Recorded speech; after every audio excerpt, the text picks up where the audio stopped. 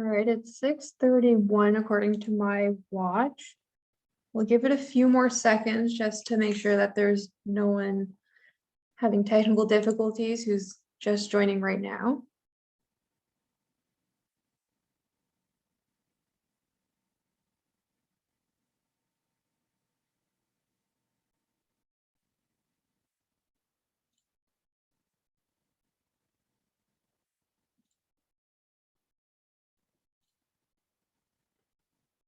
I'll ask my coworker to look at that question that's been posed. And I will begin because it is 6:32. All right, Melinda, you can hear me all right? Thumbs up, thumbs down? All right, perfect. So I would like to welcome you all to the public hearing being held in accordance with the section 111 of the Community Planning Act. This public hearing is being held by the Regional Service Commission staff on behalf of the Minister of Local Government and Local Governance Reform.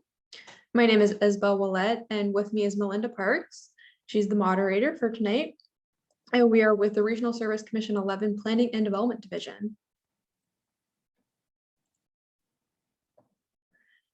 So members of the public will not be shown on video. There will be a certain time for the members of the public to provide comments. I will verbally prompt the public when the floor is open to speak. If you're having any technical difficulties with your computer or your internet, you can dial in with your telephone or your landline cell phone. And the phone numbers were also in the email that was sent out, and they're also on the screen with the webinar ID. You'll have a code that was attached to the email that you would have clicked to join this public hearing. So the purpose of tonight's public hearing, it's to provide an opportunity for interested persons to comment on their proposed adoption of the Maugerville and Sheffield Planning Area Rural Plan. I will present a summary of the proposed rural plan, and then we will hear and record any comments that you may have. Copies of the plan are available for you to view online at rc11.ca/Maugerville/Sheffield /, or you can also call and request a physical copy at our office phone number, which is 506-453-2956. We'll gladly mail you a copy as well if you're still not feeling comfortable with COVID, with the restrictions being changed. So we are making an audio recording of all the commentary received tonight, and these comments, as well as any written comments, will be forwarded to the Minister of Local Government and Local Governance Reform to be considered when deciding on the adoption of the rural plan. So as a summary, Maugerville and Sheffield do not have a land use planning regulation as it stands.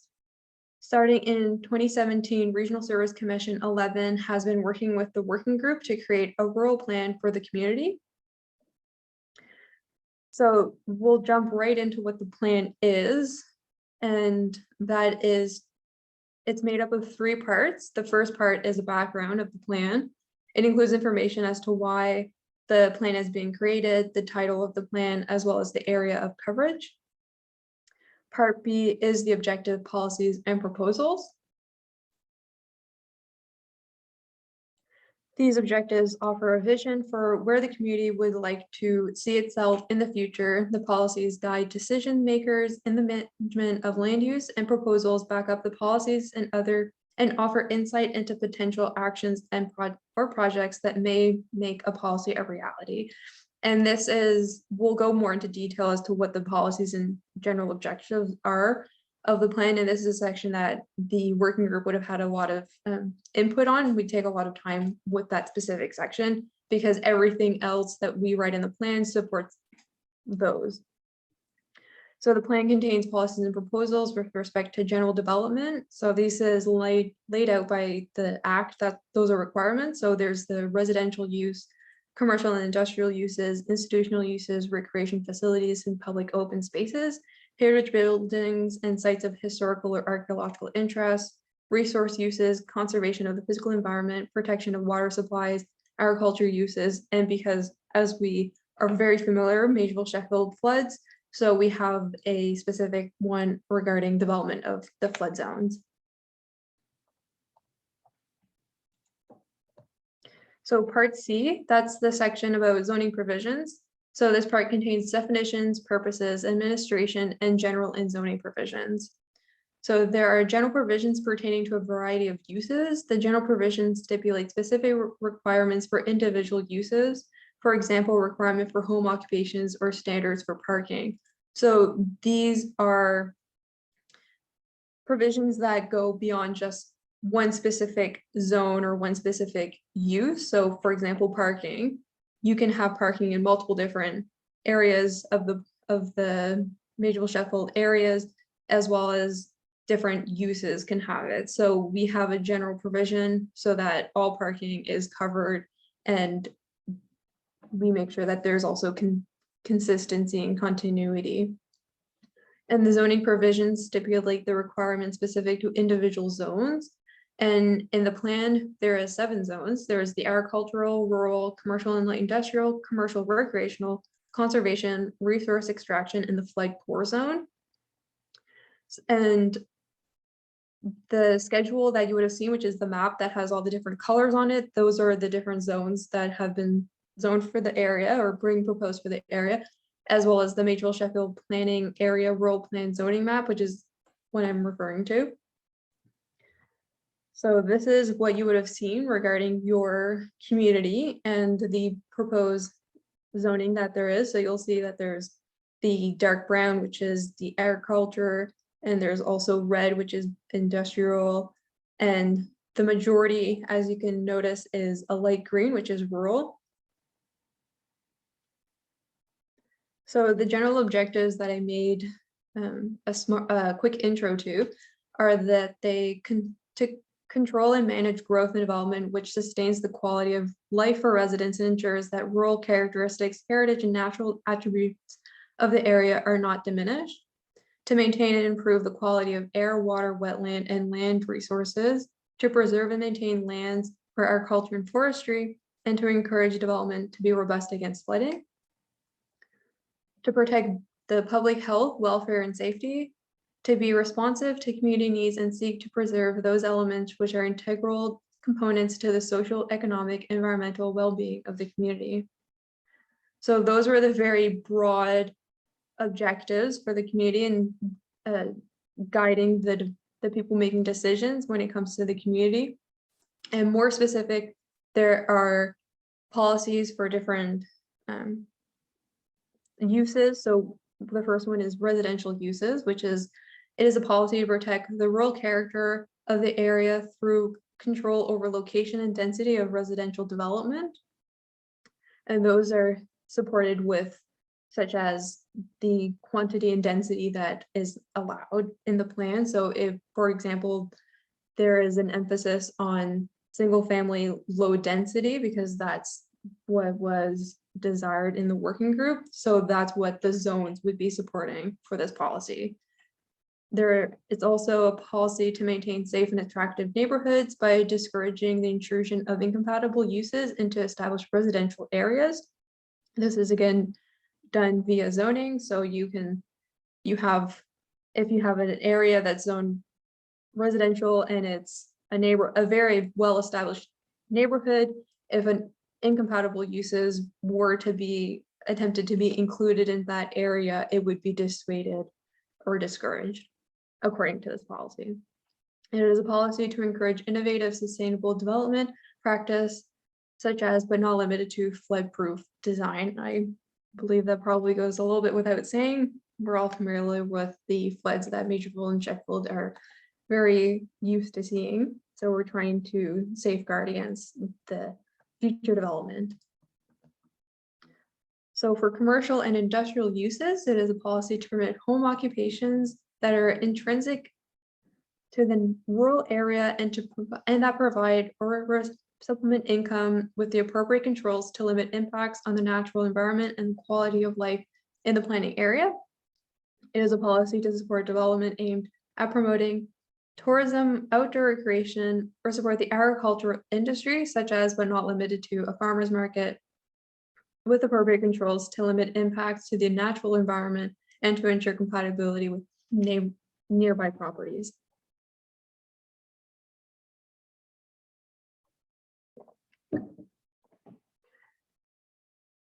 It is a policy to be permissive of local scale commercial and light industrial uses. Oops, sorry about that. Light industrial uses throughout the planning area that are in character with the surrounding area, provide employment and provide a service supportive and or innate to rural areas and agricultural uses where they will not interfere in the reasonable enjoyment of neighbors' use of their property. It is a policy to consider impacts on the natural environment, floodplain, and flood risk when considering the location and intensity of commercial and industrial activity. So for institutional uses, there's one policy, which is that institutional uses are located in areas that are not susceptible to flooding. Again, this is supported through zoning, and we're going to look at a new thing that we're doing in planning, which is overlays. I'll go into further detail about that, but that's also to support this policy, which is to not have institutional uses in the areas that flood.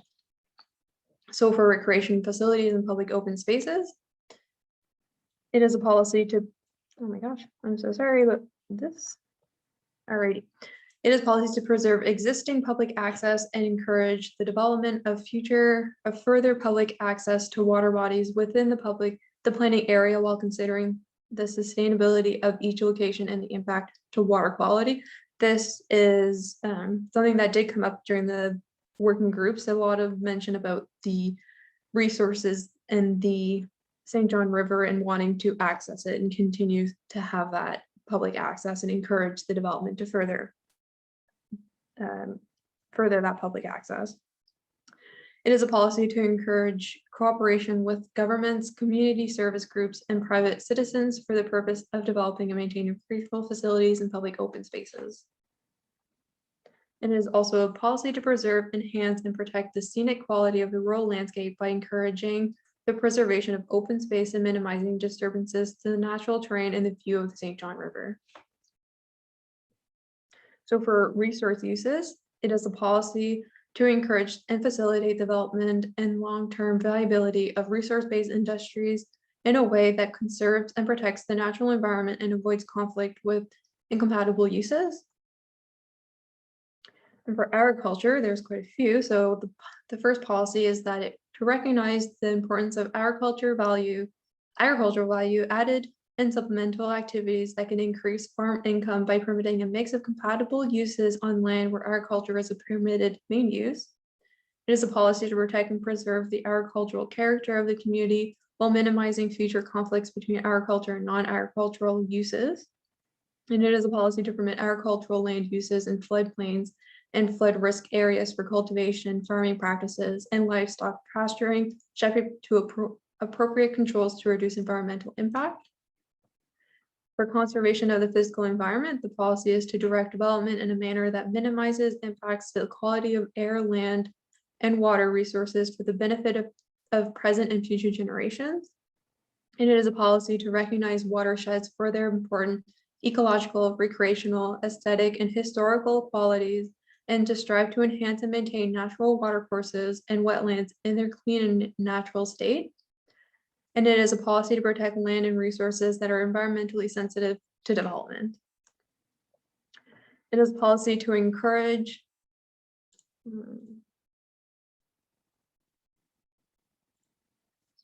sorry about that.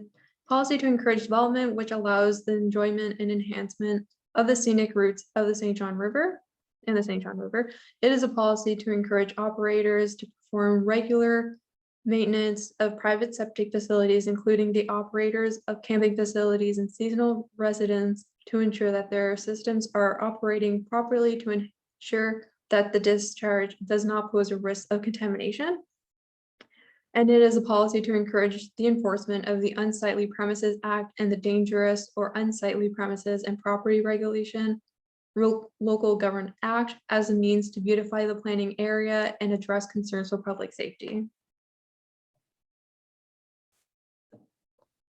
For the protection of water supplies, it is a policy to safeguard groundwater and surface water supplies for existing and future residents by discouraging land uses which present significant risk of pollution, contamination, or depletion of these resources. It is a policy that future development shall not result in groundwater withdrawal or reduced recharge in an area to an extent which would adversely impact the required supply for existing groundwater users. And there's a section about the development in flood zones. So the first policy would be that to have minimum standards for flood proofing and building elevation. It is a policy that new development, especially enclosed buildings, are dissuaded from developing in the flood core zone.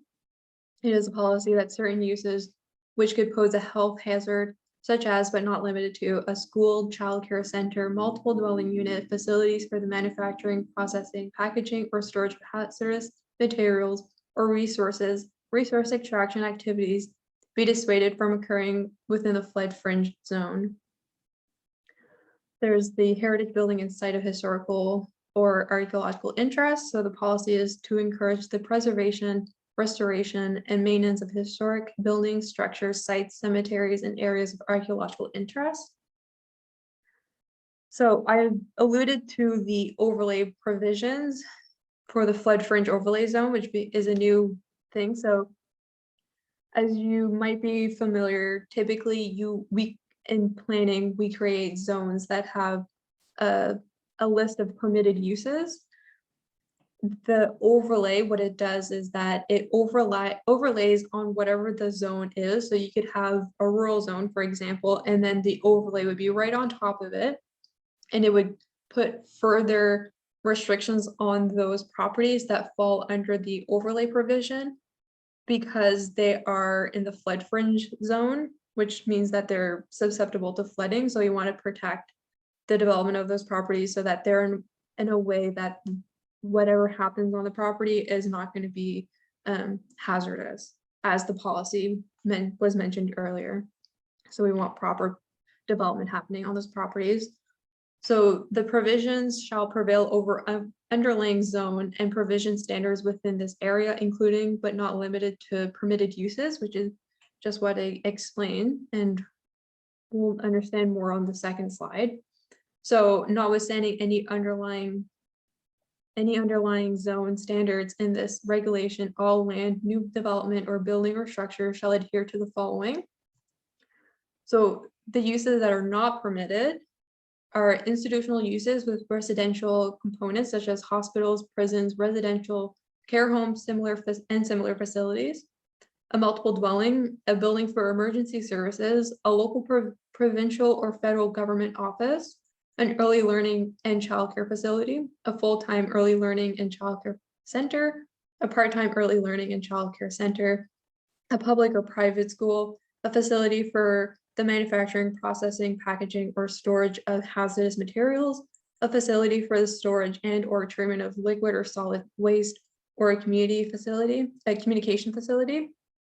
As you'll notice here, it specifically says multiple dwellings. So those would be apartment buildings, those types of buildings. It doesn't include a single family dwelling, which is most typical in Maugerville, Sheffield. So this is trying to restrict density in the sense of having multiple people in the same building and then having to potentially extract them in the event of a flood. So this is what that's trying to prevent, such as the same thing with schools. You're trying to prevent those from developing in areas that are susceptible to flooding and potentially hazardous for the school children attending. But you can still have a single family home, a detached home. It's not restricting that at all. And for camping facilities, you can still have the camping facilities, but they have to follow this section, which would mean no more than 6 or of any combination of tents, recreation vehicles, or temporary yurts located on the property at any given time. Cottages, bunkhouses, chalet, cabins, or permanent yurts located on the property. You cannot, so you can't have any permanent structures, but you can have temporary structures up to 6, such as a recreation vehicle or a temporary yurt. You can't have any enclosed buildings located on the property, and you can't have, if you have any tents, yurts, recreation vehicles, and or non-flood proof structures on the property during the event they have to be removed. So basically that's just saying in the event of a flood, remove the tents and the recreation vehicles so that they're not a hazard in the flood, such as floating away. So the last few slides were only a summary of the plan. There are copies available for you to read in full. As mentioned, you can find it online, or you can contact us at RSC 11-506-453-2956. I'll stay on this slide for a second, just in case people want to write that information down.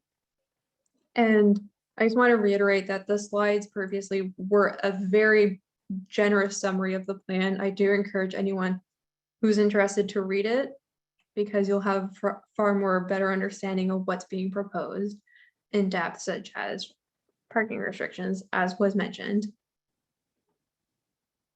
All right, so moving on. I would like to note again that this is being recorded. The audio is being recorded for all the commentary. So that we may properly record your comments, I ask that you provide us with your full name as well as your address for the record. As stated in the public hearing announcement, everyone will have 3 minutes to speak. So I ask that you respect those 3 minutes. Please speak slowly and be as clear as possible so that we can record your comments as accurately as possible. We will ask for comments 3 times, and if there are no further comments, the hearing will be closed.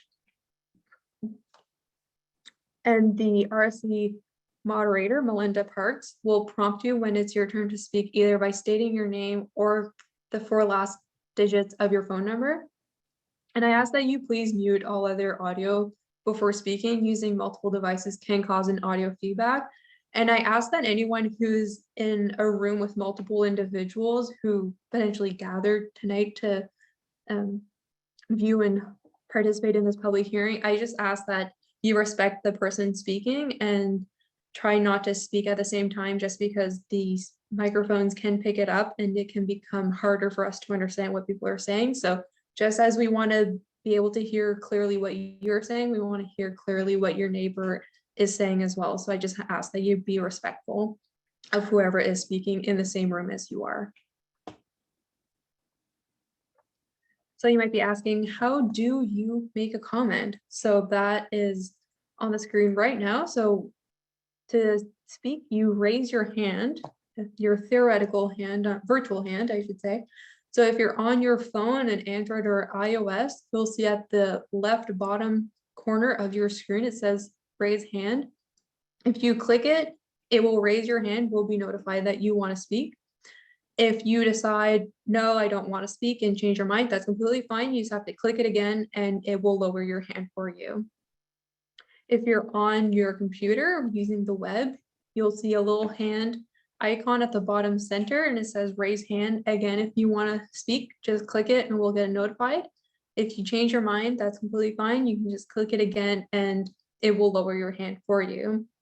If you did join by telephone, you dialed in, press 9 to raise your hand. Unfortunately, you can't lower your hand once it's raised while using the telephone, but all you have to do is simply say that you've changed your mind, you don't want to speak, and we'll gladly lower your hand for you, no questions asked.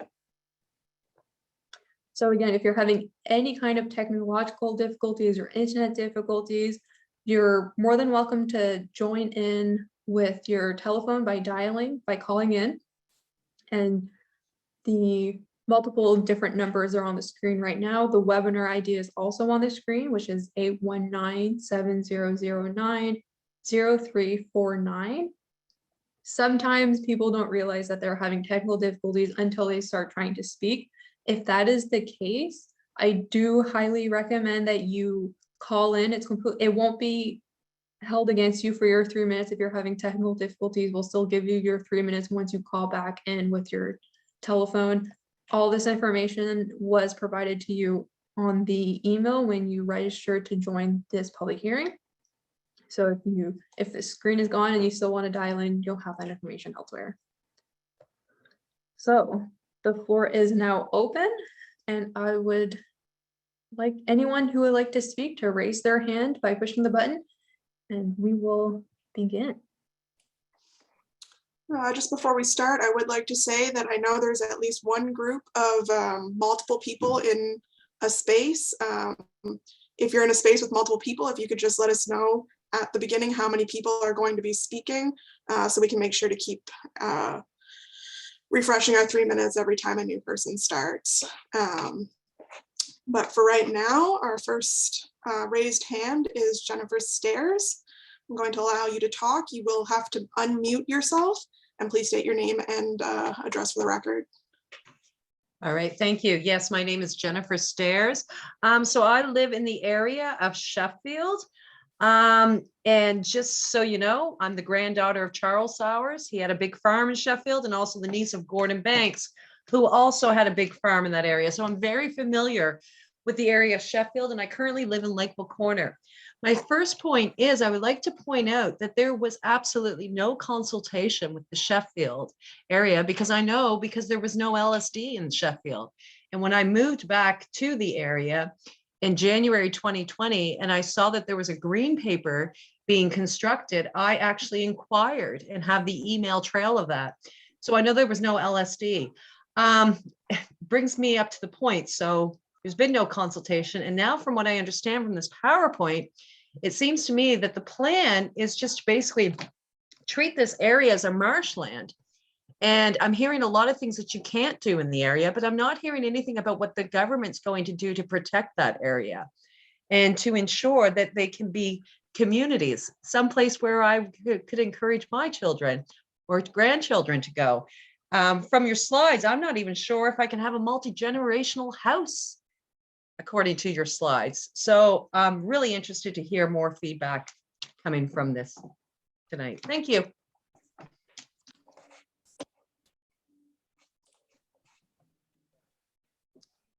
Thank you for your comment.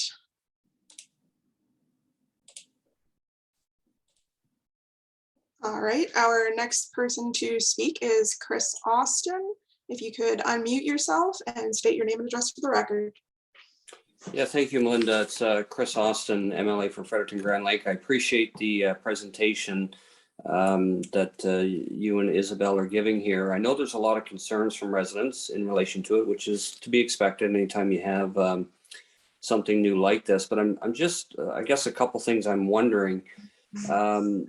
I guess first off is why this is a virtual meeting and not an in-person public meeting, or if it's kind of a hybrid.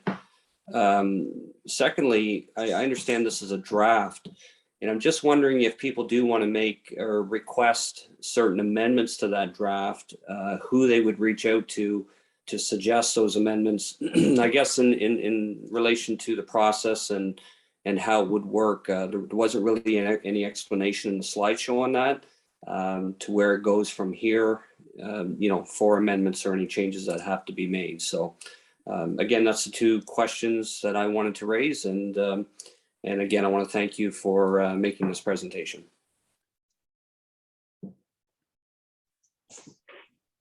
Thank you, Chris. I'll just go ahead and answer those real quickly. So for the reaching out after this public hearing, if you want to make comments directly to the person making the decisions, we'll have information on one of the last slides of the contact. So Paul Jordan, the planning director at the province. As to why this is a virtual meeting, I just want to note that when we advertised and made this public hearing, the COVID-19 restrictions were still in place, and that just rolled over into this public hearing, and that's the reason why it's being virtual, because we're following the direction of the province at the time of scheduling this hearing. Thank you. Melinda? Thank you. Our next person is Steve Cummings. If you could unmute yourself and state your name and address for the record, please.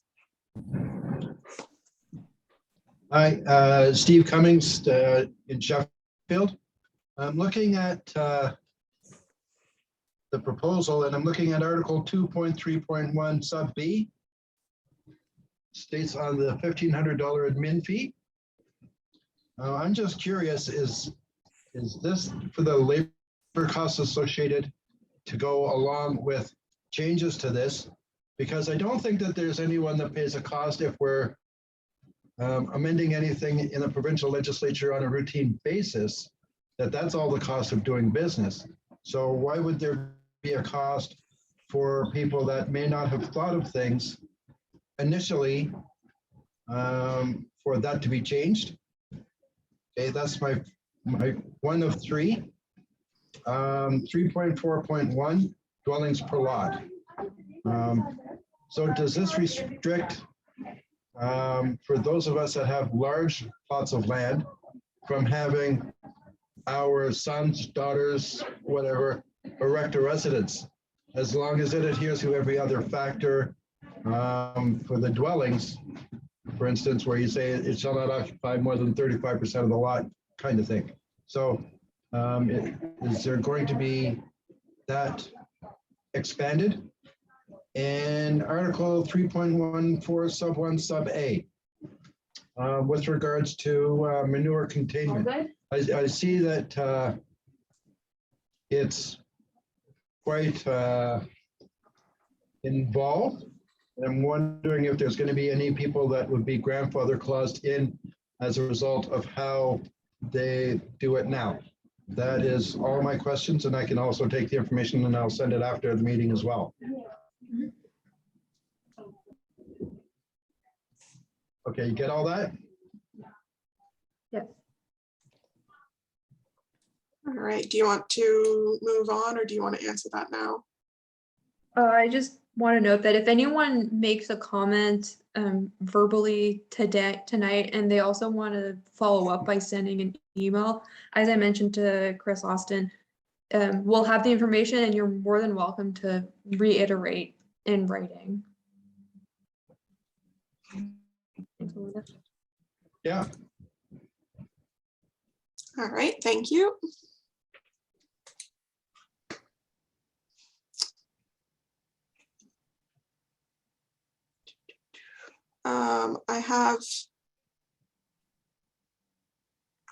I have Chris Austin with his hand up again, and that is the only other person. Oh, no, his hand went down.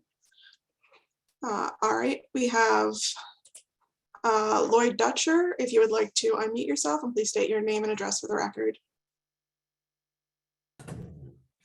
Hello, Lloyd Dutcher.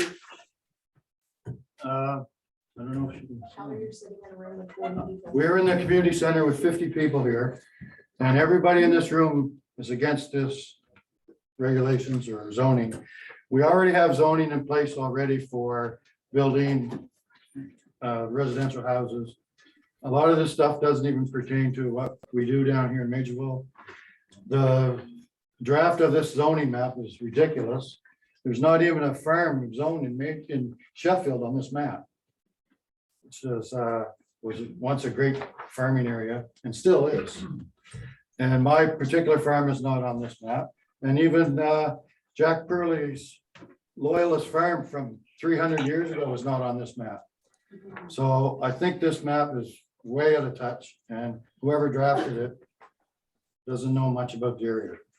Thank you.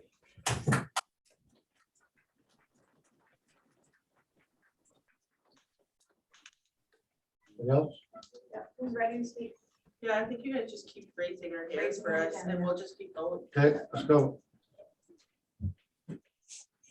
Okay. I think we just because we're doing it on the laptop, right? Just keep doing it and then let everybody go. You did. I Yeah, did. perfect. Hands up again. I Um, don't know if they- okay, Erica Fern, 32 Portobello Drive. I spoke with Kayla Shaw last week, no, the week before. And it was about the zoning in regards to breeding animals, dogs. I was told that technically where I live, I can't legally own a dog because I don't have an acre of land. And then I was told that I can't legally breed my dog because I don't have 4 acres of land. I was also told I could pay an additional $250 and maybe in a month from now, possibly be allowed to do it the one time. My issue is, I don't live in the city. Why are you guys in my business? I don't live in the city.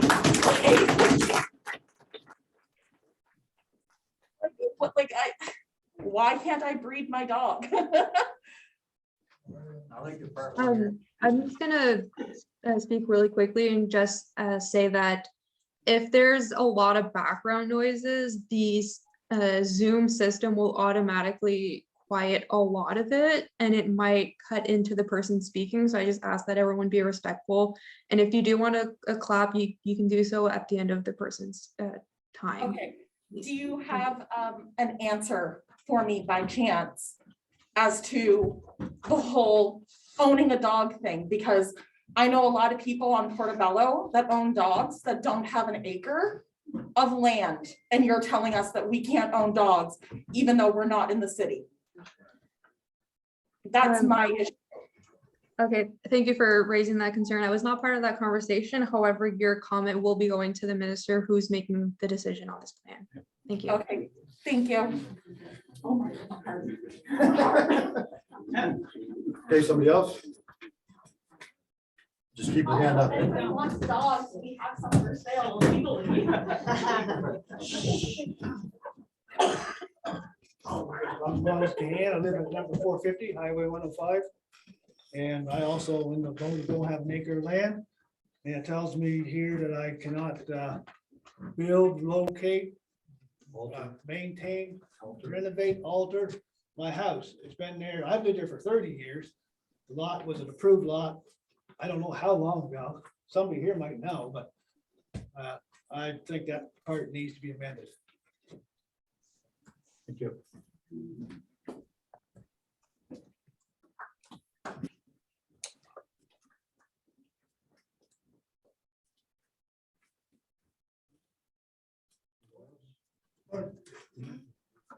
Yeah.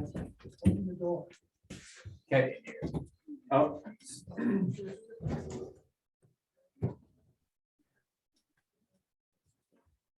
Thank you. Yeah, it's still on. Anybody else? Let's roll.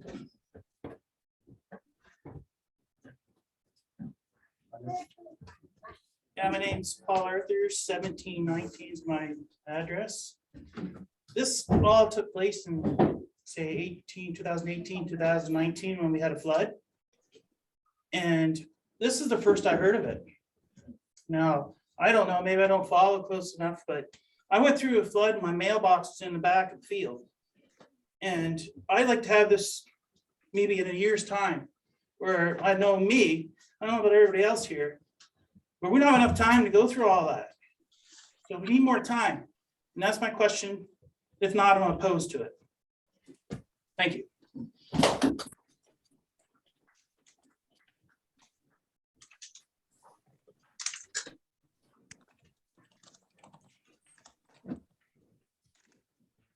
My name is Lloyd Burns. I live in Maugerville, and I run a small business in Maugerville. Right closer. And I'm concerned about the impact on small businesses, and businesses in Maugerville have existed for a long time. Everything from agricultural to forestry management, firewood production, buy gravel, anything of that type of nature, electrical, plumbing, you name it.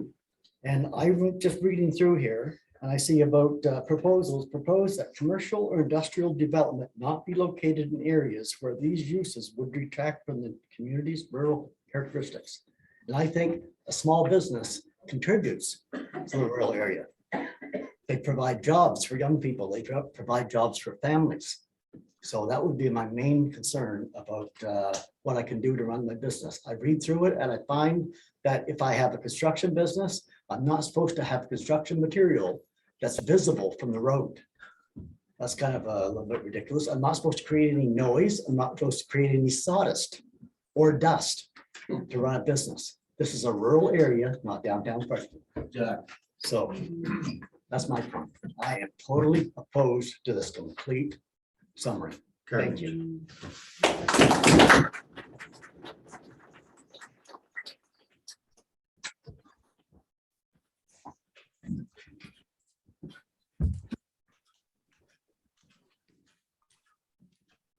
My name is Brad McCauley, 1645 Maugerville. I grew up, lived here my whole life. 2018, 2019, Maugerville, Sheffield was absolutely crippled by these floods. Before, during, and after, the people of the community have gotten together. We help each other. That's just what we do down here. I witnessed our Prime Minister use thousands, maybe tens of thousands of dollars in resources. Had Coast Guard boats launched in Ormuckto, only to go down the river to John Shooting Belts, maybe about 8 miles. That was enough for him to got the peak or to get the media, wave to the cameras. It was a giant PR stunt. He did not travel the roads and see the impact and see people picking their lives up and their houses. There's senior citizens that have lost their houses and they're no longer in the community. We, the people, know what is best for this community. And reading this draft, it seems like you're trying to impose what you think is best for this community. And I'm here to tell you that you are wrong. And it seems like you're trying to slide this back door because a lot of people down here have no idea that this was even in play until, a few short days ago. So I think this needs to be on hold. Everyone down here is opposed to it. And I think this needs to be a little more open and a lot more transparency for the people down here, because for hundreds of years, people have farmed and made a living and grew families down here. And now you're trying to implement rules for us. I don't think that exactly what, the community that you're trying to impose. We're not a city. We're a country, and we look after each other down here. We're opposed to this. I'm opposed to this. Thank you for your time.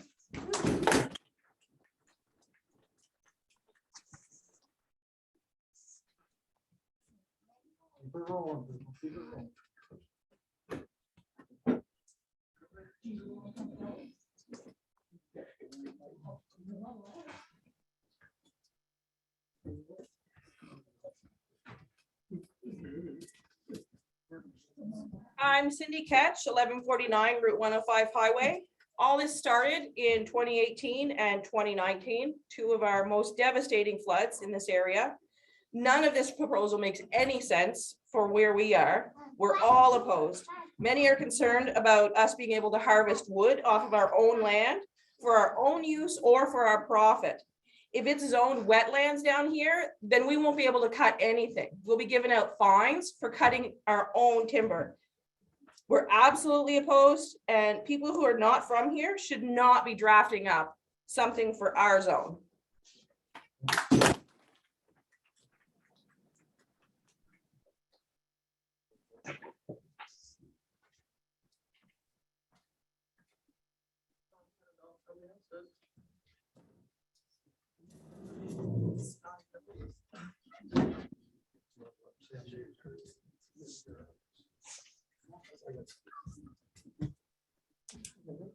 Hi, I'm Amanda Kroenke, and I live on 1259 Route 105.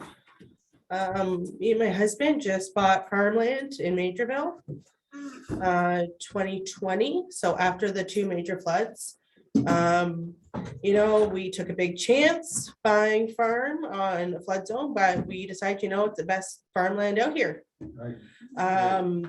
You get good crops, you get good hay. We took a chance. We have 83 acres that we are still paying off. And now you are proposing that we get to use half our goddamn property. And we can't even have our livestock where they've been for over probably 230 years with the house that's on our property and where the livestock always was. So now we have livestock that we can't have on your land, on our own land.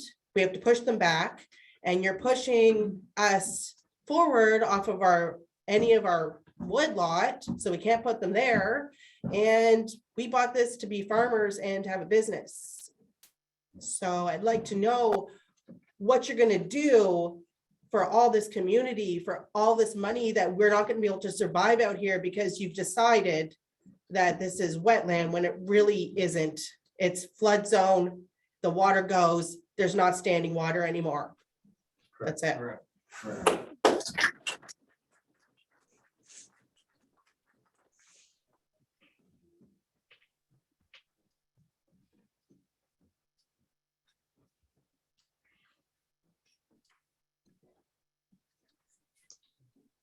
Up, guys, you all had lots to say earlier. Who's next? Come on, I did it. You did it. Nobody was yelling at us.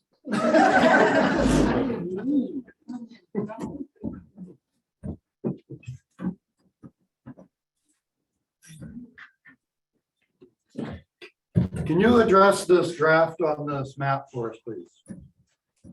This zoning map. Can you address that, please? Who actually did this draft on the map? I'm not following you. Do you mean who made the map? Yeah, who laid out this map with the zoning on it? So we go through a multi-stage process to create maps, but the actual physical copy that you're seeing was created by the GIS technician using software. The what? She's talking about the software person, not the actual person. So nobody actually drove down here to look? Yes, part of the process is driving down all the roads in Maugerville, Sheffield for the planning area and cataloging what's Well, occurring. I guess they missed a few dairy farms and they missed my farm also. My apologies. There's a lot of people speaking in the background. We can't hear what you're saying. My name is James Aaron Banks. I own a farm in Sheffield, or I thought I did anyway. I also own part of French Island, and I own land out to Lakeville Corner, which is never flooded. French Island's never flooded. Ripples is never flooded. A lot of these areas have never even had water. You can't even build a granny suite in your house. I gotta understand, you're taking all our rights away. I have to have a permit to cut a tree, maybe, if I'm allowed. From what I understand, I deal with environmental stuff every day. And what I understand from this, we're gonna have a permit to do anything on our land. We're gonna have to ask permission to do anything. So I'm fourth or third generation. My boys are gonna get the farm. And I can't stand for this. I don't agree with any of this. It really upsets me. So like, say we've lived here for years. Everybody's lived here for years. We want to just be able to do what we've done before. My grandfather, my father, me, my kids. I just don't want to be bothered with stuff. I don't have time to look after this stuff. So I'm guilty of not paying attention. I will pay attention from now on. Anyway, thank you.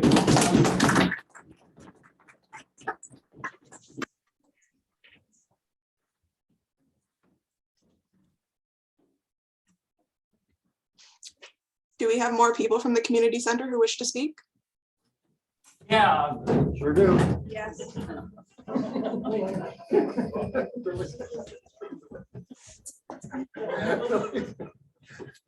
I'm Duncan Bridges. My farm address is 2581 Route 105 Sheffield, and my house is 2609 Route 105 Sheffield. Now, this map you guys got here is complete crap, because I know for a fact you guys told me these brown spots on here were farmland. Well, I know down in Sheffield, I probably own about 300 acres, and there's not one spot marked brown, but it's all green. And I'm paying taxes on something that you guys say I can't go and work on. And now I got probably 3 or 4 tractors down there that I'm gonna make a lot of dust this summer. And yeah, so I'm not for this, and it's gonna be changed, because I'm gonna keep doing what I do, and that's all I have to say. Thank you very much.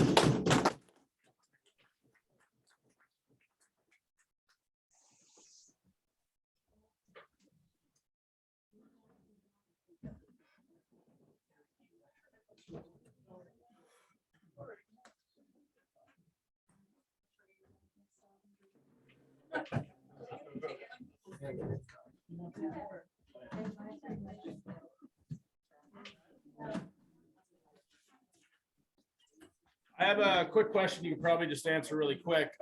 Some of these people that have farms, hundreds of acres, they use the land to make a livelihood. If this is now deemed wetland and they can no longer run equipment, harvest trees, etc., is their property tax going to change accordingly, or is it going to stay the same? Thanks.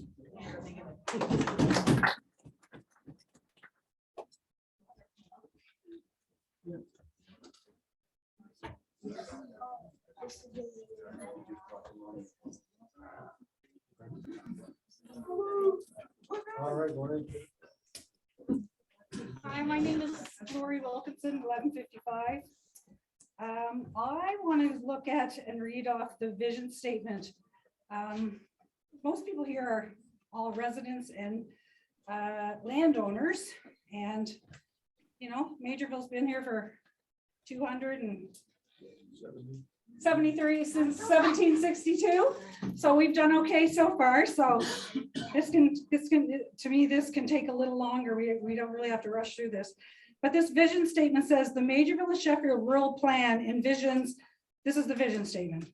The Maugerville and Sheffield Rural Plan envisions a prosperous community that is clean, safe, and enjoyable. Well, that sounds nice. I mean, we all agree that sustainable development sounds really nice until you look at Agenda 2030. It's that way now. Look at Agenda 2030, people. Go to your, that time, you gotta look it up because Canada is part of Agenda 2030, and this is a land grab.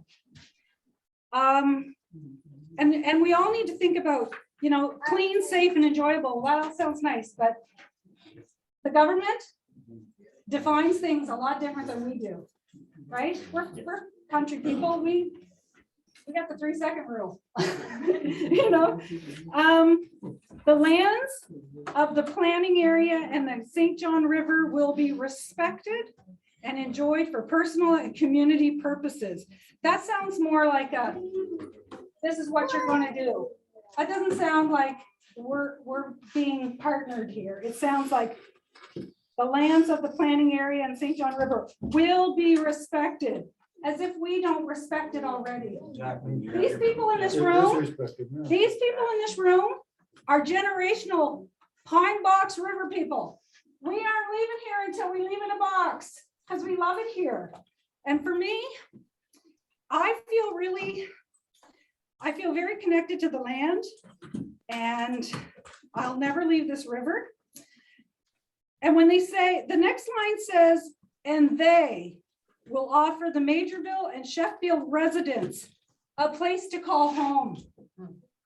They will offer us a place. So Don't that doesn't say anything about landowners. This says they. Who is they?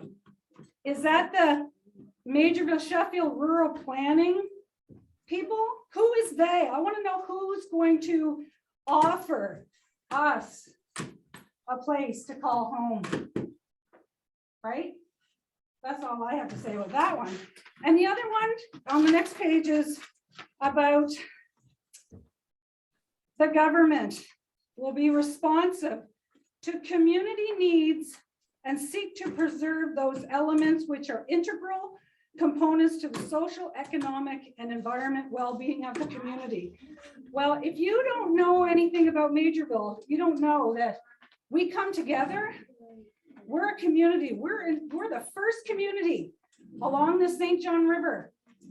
We know what it means to take care of our own and to help each other. We're strong people, salt of the earth. We raise our voices. We have big hearts, and we take care of our own. As far as the community needs, when people have needs, and we talk to each other, we come together and we help each other. The government isn't helping the people. This is not, I am totally opposed to this. I think the whole thing should be scrapped. And I think there should be a working committee that involves people that are sitting in this room. Now the people are awake. We've had 2 years of sitting on Zoom and doing things. I'm sitting here looking at a screen and I'm angry that the people that I'm talking to aren't here.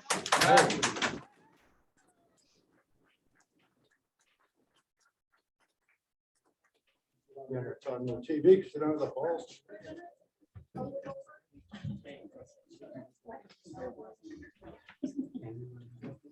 What?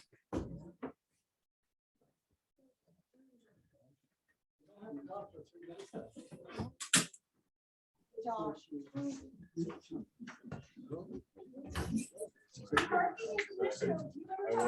them you plan on turning that. Hi, my name is Daxon, and I work at the Harvey's or Big Potato in this summer. He's the great grandson of Carl Harvey, as everybody knows, of the Big Potato. We've been in this community for years and years.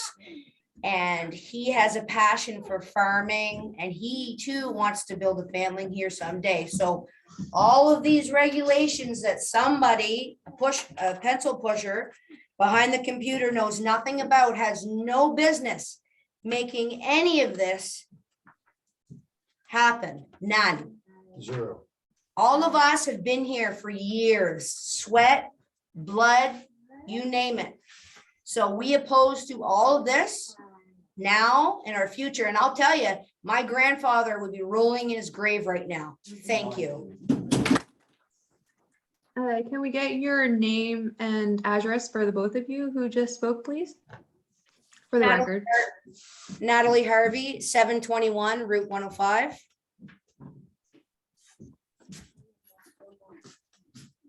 Go ahead.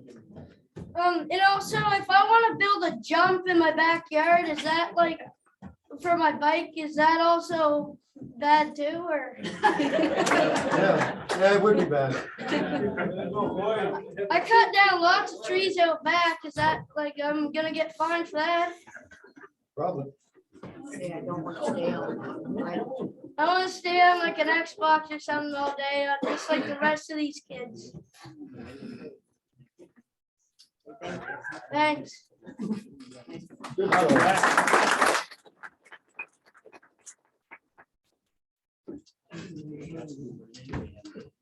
I'd like to say something else about, there's a thing in here about cemeteries and how to preserve them.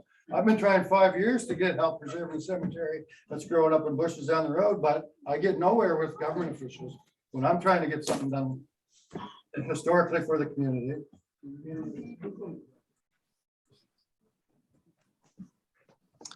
Could we get that last person's name for the record? Lloyd Dutcher. Okay, thank you.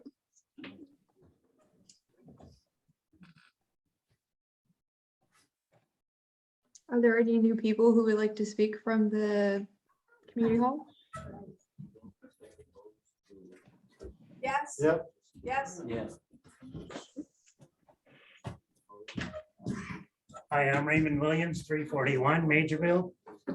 I'm opposed to this whole situation, because I would like you to reschedule and have an in-person meeting so we can have questions answered face to face. Yes. Thank you.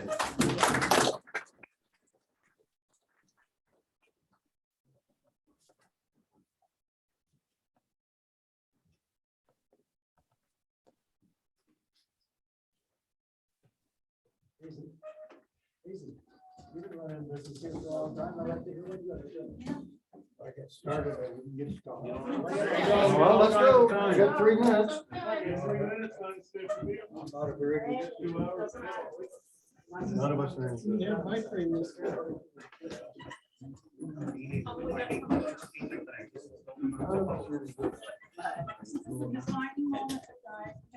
Yeah, it's supposed to go. Sonia Chapel, 231 Route 105. We're opposed. This is ridiculous. The other thing is that everybody deserves to have a meeting where our questions are answered.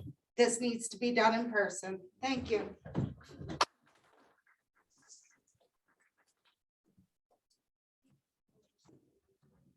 think everyone should just state their name and say you're opposed, so it's on record, right?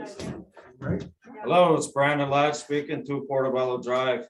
Meet with us face to face. We're all opposed. This is absolute bullshit.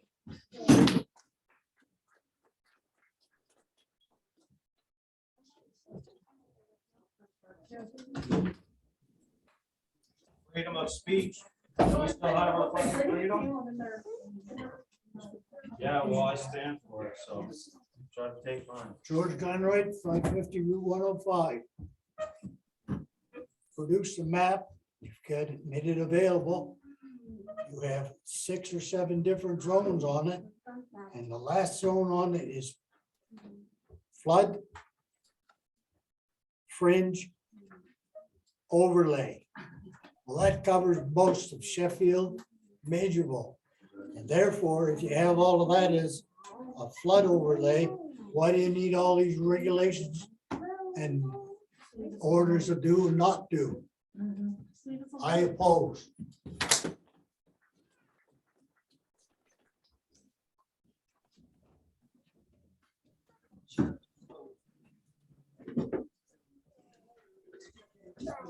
My name's William Bridges, and I'm gonna take a little side road.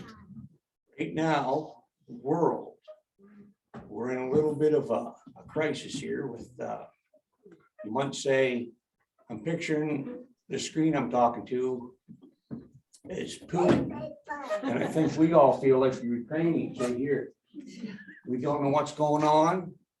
And Samuel Bridges got off the boat, I think it was canoe, back in 200 years ago. Come in, settle the ground, farm the ground, cut the wood off the ground, provided for the people in the community. We all help each other. And you want to come down here, turn our community, I don't even call it community. We're a farming center, we're country people, and you want to turn it into a subdivision and a cul-de-sac. This is not what we're about. No. You know, if we want to have a chicken, we're going to have a chicken. If that young lady wants to raise a dog, she's going to raise a dog. You know, if I want to have a cow, if I want to go cut a piece of wood, I'm figuring that's what we should be able to do. That's what we've done for hundreds of years. And this year's it's gone too far, and I am totally opposed to it.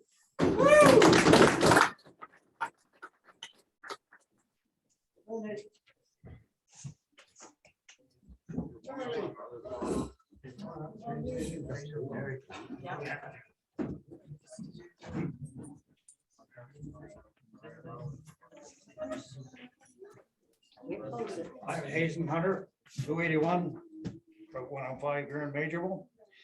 I'm not like a lot of the people here that were born and raised here with their father and grandfather before them.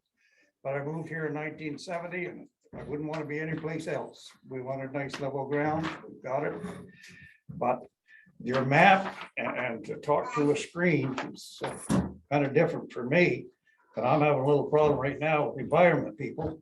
And apparently they haven't seen this map because they're barking up the wrong tree. If they charging me for one thing and they got it designated as something else on their map.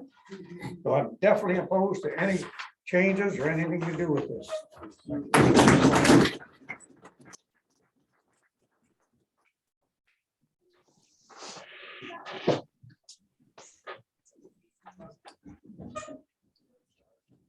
Yeah. Yep. My name's Stephanie Gilker, 1499 Route 105, also 1491 Route 105. I'm here representing myself and my family. There's a lot of people that would probably like to be here but can't be here because of their mobility. Being in the area we are, there's not good internet access. They're lucky if it works half the time. I myself have only lived here for a couple of years, but I have been involved with the farm for a lot longer. I am a farmer and I just got this paper this morning. I don't have time to read all of this because I'm a farmer. Myself and my family are all opposed. I have all kinds of questions. Whose vision is this? Clearly, the community was not consulted. I know for a fact that people didn't know about this. I have questions about the grandfather clause that Steve Cummings did. The farmland's been in my family for 200 years. So, and the zoning is just ridiculous. We're all opposed. And I agree that the community needs to be, if we have to have this, the community needs to be involved. It's their community, their decisions, not whoever. And I can't speak to the screen like Lori either. Just, I'm opposed.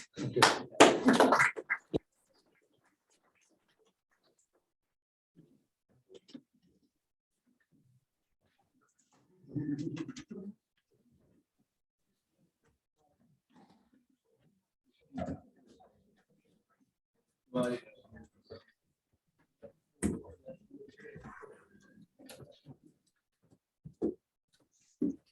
name's Donald Davis. I'm a veteran. I moved to Maugerville in '88. And you're telling me that my grandsons can move back down when they finish their work. I'm opposed to this immensely, and you're all just screwing everybody. Thank you.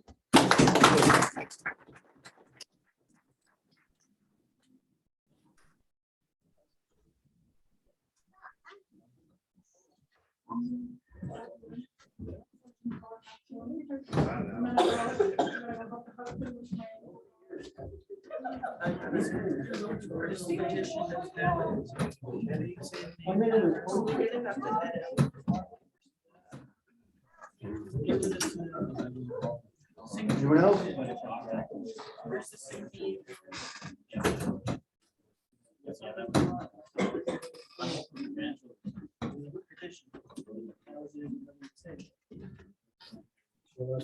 Boy, when you go up there and just tell everybody's opposed. Off of this, off the list. What about the people that can't be here, Lloyd? Yeah. Well, that's why we got this up. Yeah. So we could access more people, right? Yeah, but. Because half the people can't get Like online. Richard, for example, he can't barely get the truck, let alone be here. So even though there's 40. Do we have anybody else from the community center who would like to speak? Yes, this is Lloyd Detcher again. We have approximately 50 people here. There's a petition we're signing. We're going to present it.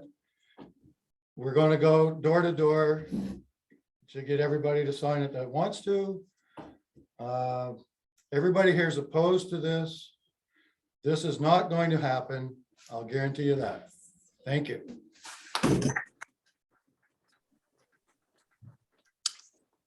Thank you. And is that everybody from the community center? Oh, now, one more, please. Ashley Lawrence from 979 on Route 105.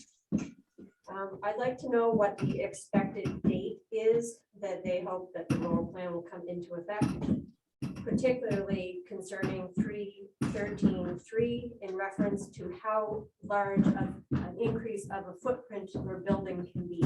And also requesting some grandfathering concerning the keeping of livestock to some degree.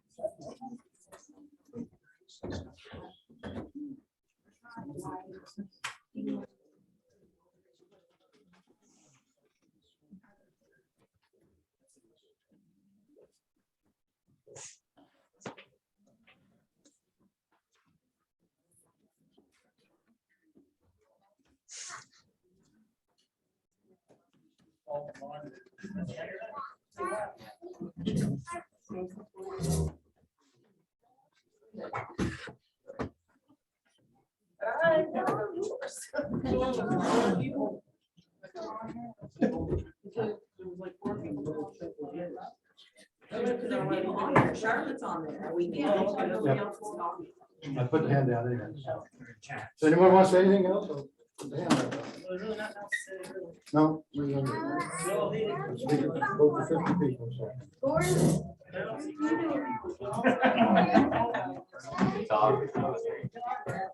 I'm thinking there may be somebody else that's not here.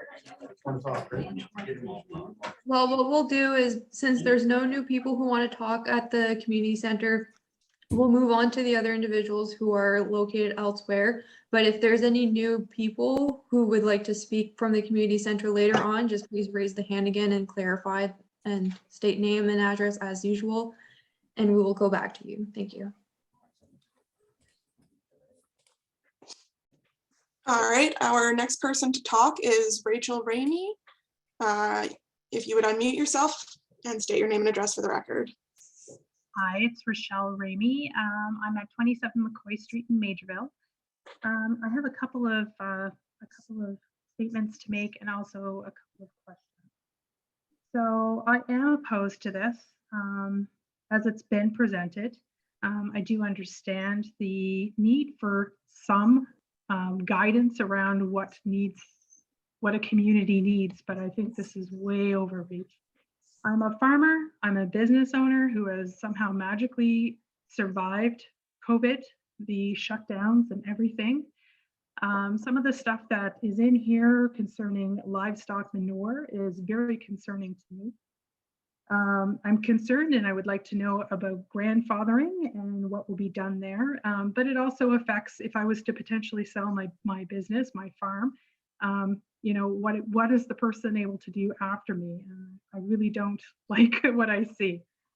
My actual daytime job is I am a government worker who deals with legislation and enforcing legislation. I'm very familiar with reading regulations, and I'm also very familiar with the need to have proper consults with stakeholders, and perhaps this is what you're trying to do, but I feel it probably should have been done before the draft was put in place and presented to the community. I wonder about a couple of things. These would be more my questions. From your map, it's really hard to tell, so I'm wondering if the upper part of Portobello Road is considered part of the flood fringe overlay zone. If I flood up here, all of Fredericton is gone. So I'm hoping that you're not considering this flood zone area.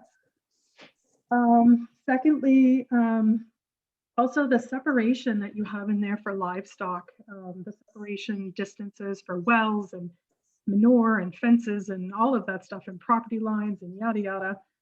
I'm wondering two things. Have you considered the fact by looking at the map that all of the lots in Maugerville are skinny?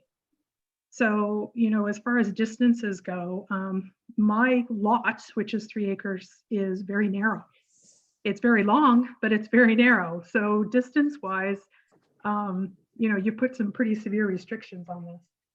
I also don't have a property below me right now. So if I spend money, which I don't currently have, as I am still a business recovering in COVID, if I try and put money out to put a pad down for a manure pit, what happens when somebody builds below me? Am I expected to move that manure pit?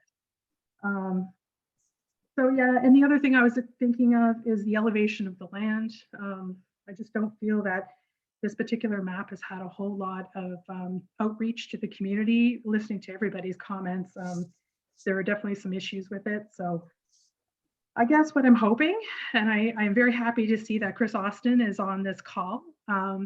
I'm really hoping that you are going to take all these comments and that there will be a proper consult with all the stakeholders, which is the community of Maugerville and Sheffield, so that we as a community can help prepare regulations that make sense and regulations that can actually bring our community together and meet your vision, because currently I'm not hearing anything that's meeting your vision.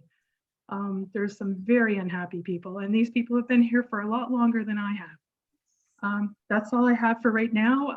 Can you please let me know, though, if I have more comments and so forth, can I call and email and all that wonderful stuff? Thank you. Yeah, thank you. I will say for you and for everyone else, at the end of the comment period, there will be a slide that has the contact information, and there is a further 2 weeks to put any official comments into the Provincial Planning Department. Our next speaker is Mike Stairs. If you could unmute yourself, state your name and address for the record. My name is Mike Stairs. My wife Shelley's here with me. We live at 502 Route 690 in Lakeville Corner. I'm not sure when our country failed to become a democracy, but it appears that's where we're at. It was a large part of when Maryland became a village. Went through a similar situation, but this is beyond. For the record, my wife and I are adamantly opposed to this half-baked plan. Consultation does not mean adherence to the wishes of the voting majority. It seems to me that most of this has been put on our plates by Big Brother knows best. I don't want to sound like a rebel, but back in the days when Alan Rock, our federal minister of public safety or attorney general, whatever he was at the time, failed in his infinite wisdom to understand why anybody would want a gun, why they'd want to hunt. He lived in Toronto, in the city all of his life. It was just beyond his comprehension. And I'm going to equate that to what the government is trying to run roughshod over Maugerville, Sheffield. The purpose of this started, as my understanding, is because the cities didn't have enough money to run their infrastructure. And they decided they needed help to do that, and they thought they'd do it on the backs of us outlying residents. I think that classification was that we're second-class citizens. Never mind the fact that we put extra fuel in our vehicles, our own septic systems and wells to enjoy our own property. We probably pay more out of pocket to enjoy our way of life than those do, considering the taxes that live in the city of Fredericton. This isn't all about a city situation, but that's what it's a derivative of. I'm so unimpressed with this government. I supported this government from its inception because they wanted to do what was reasonable, what made sense. This is not reasonable. So far from being reasonable. They put this out days before Christmas. Then we get into the Christmas holidays. You ever try to get hold of somebody over the holidays in government? The rest of us work. We sweat to earn a living for our gotten gains. I'm not saying government don't work hard, but it's a different classification of working. Soon as the holidays get over with, around January the 15th, our illustrious Minister of Land decided that, well, you had a month to consult with us. That month was eaten up by the holidays. Government defined holidays. We'd be lucky to get a few days. But after this was announced, shortly thereafter, you couldn't get a hold of anybody in the government if your life depended on it. By the way, it does. We had a flood down here in 2018 and 19. I notified somebody for transportation, our bridges shifted. I watched it and sent a video.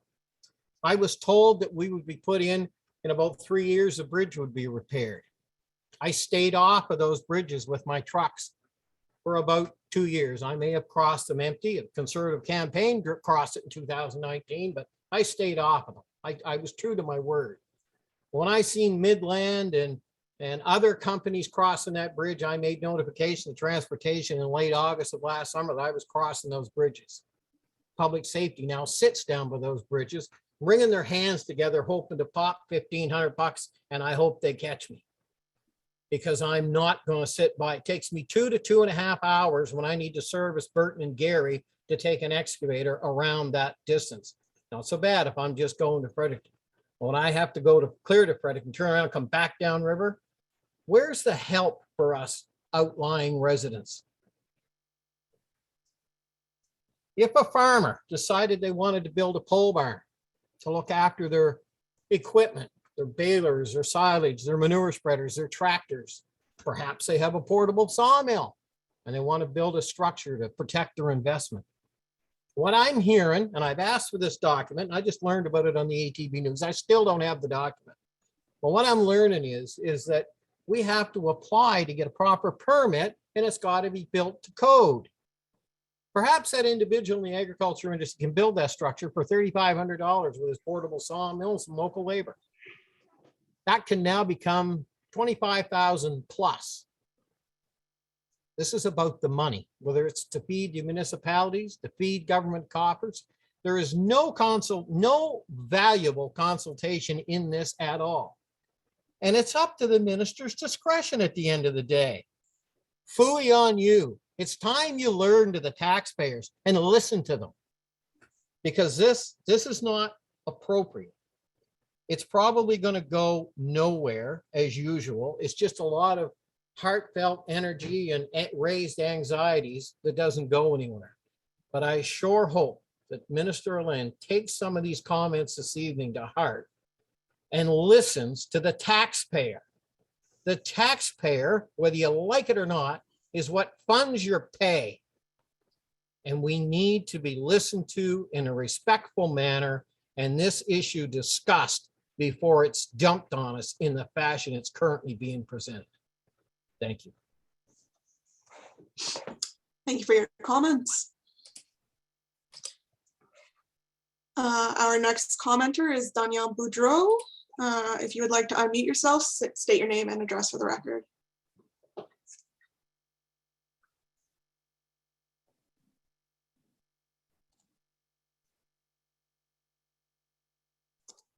Hi, my name is Dan Boudreau, Silver Valley Farms, the Big Potato. Everybody worldwide knows the Big Potato to an extent.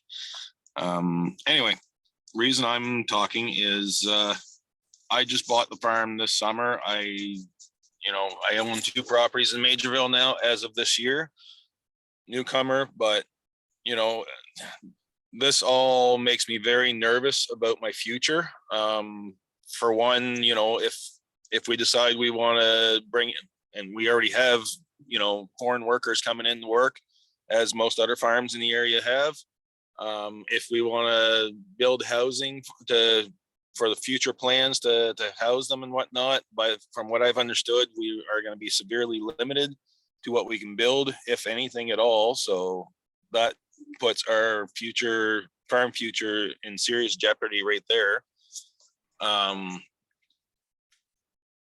We have lots of wood lots and whatnot, whatever else there that we're planning on making an industry out of. And from what I'm understanding, I'm sorry, I didn't have time to read through the documents. I've been in the Bay of Fundy all day long under the ocean diving. That's my winter job that I do. And I don't have time to sit there. I drive at 6 o'clock in the morning down to St. John, and then I don't get home until about 8 o'clock at night. So I don't have time to sit there and read through 50 pages of documents. But anyway, the point of the matter is that this doesn't make any sense. There's no reason other than tax dollars, to implement this. Maugerville has been a growing, thriving community for the past 200+ years. And there's, we've been very good at self-governing so far. I mean, if they want to try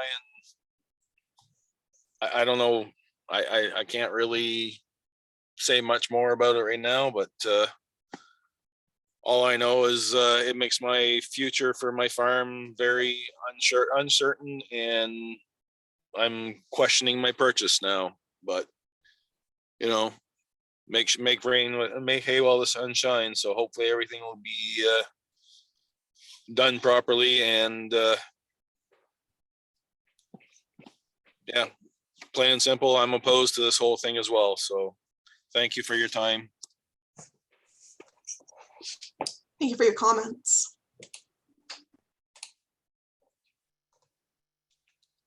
Our next person to speak will be Todd Hunter. If you could unmute yourself and state your name and address for the record, please.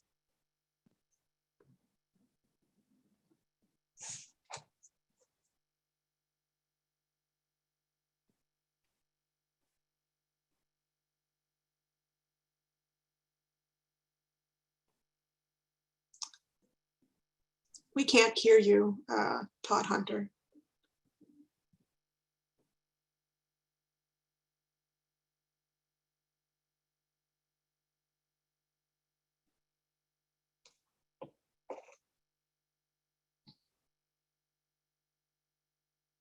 I currently am showing you on mute.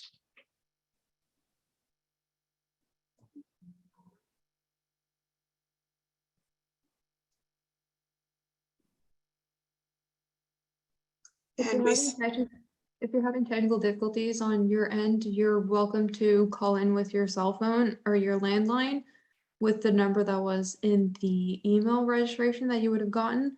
And then you can comment whatever comment you may have. I would not want you to miss your opportunity just because of technical difficulties.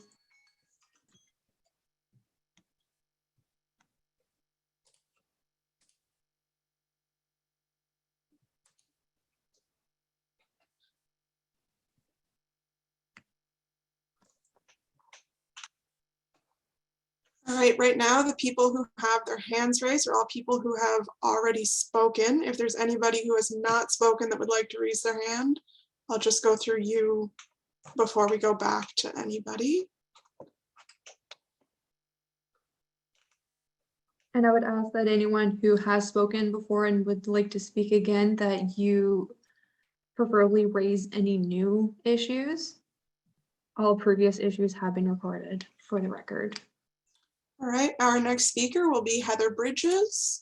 If you could unmute yourself and state your name and address for the record. Hi, it's Heather Bridges. I'm at 2609 Route 105 Sheffield.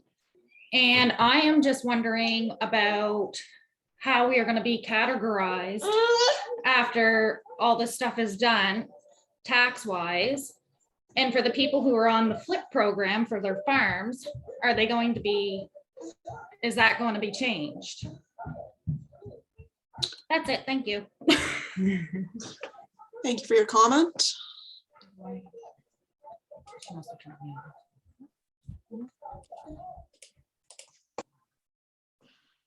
Our next commenter is David Keenan. If you could unmute yourself and state your name and address for the record. Hi, it's David Keenan. I grew up on Bluebird Corner, that's 638 Route 105. I'm just wondering why you guys are planning on doing this, because without knowing the history of Maugerville, we're the first English-speaking community. Back in 1762, I believe, it was scouted here, and the land was granted to the Americans, Army, whatever. And I don't speak as well as most people, but our history, we've been here since 1762, and now you're bringing this in to make changes that we've been doing all these generations as the first English-speaking community in New Brunswick, the oldest English-speaking community in New Brunswick. And now you want to make these changes? I don't understand. I'm opposed to them all. And to address our properties, they're long and skinny because of the rights to the river. Back then, we didn't have a road, but we needed access to the river for transportation. And now they put the road in there, and now there's a right of access law that you have to, that can be imposed on you, that they can change your property in order to access the river. I didn't know about this, and then I contacted Kenny Cornier, who has to deal with this, who owns property in Sheffield, and they use that right of access law to put a road from the highway onto his property to access the St. John River. And I don't know if anybody knows about this or not, but this is another thing I think that is mentioned in your proposal, which I am opposed of, and my family's opposed of, I do believe. Thank you very much. David Keenan, Bluebird Corner, and I love Maugerville. Thank you very much for your comment.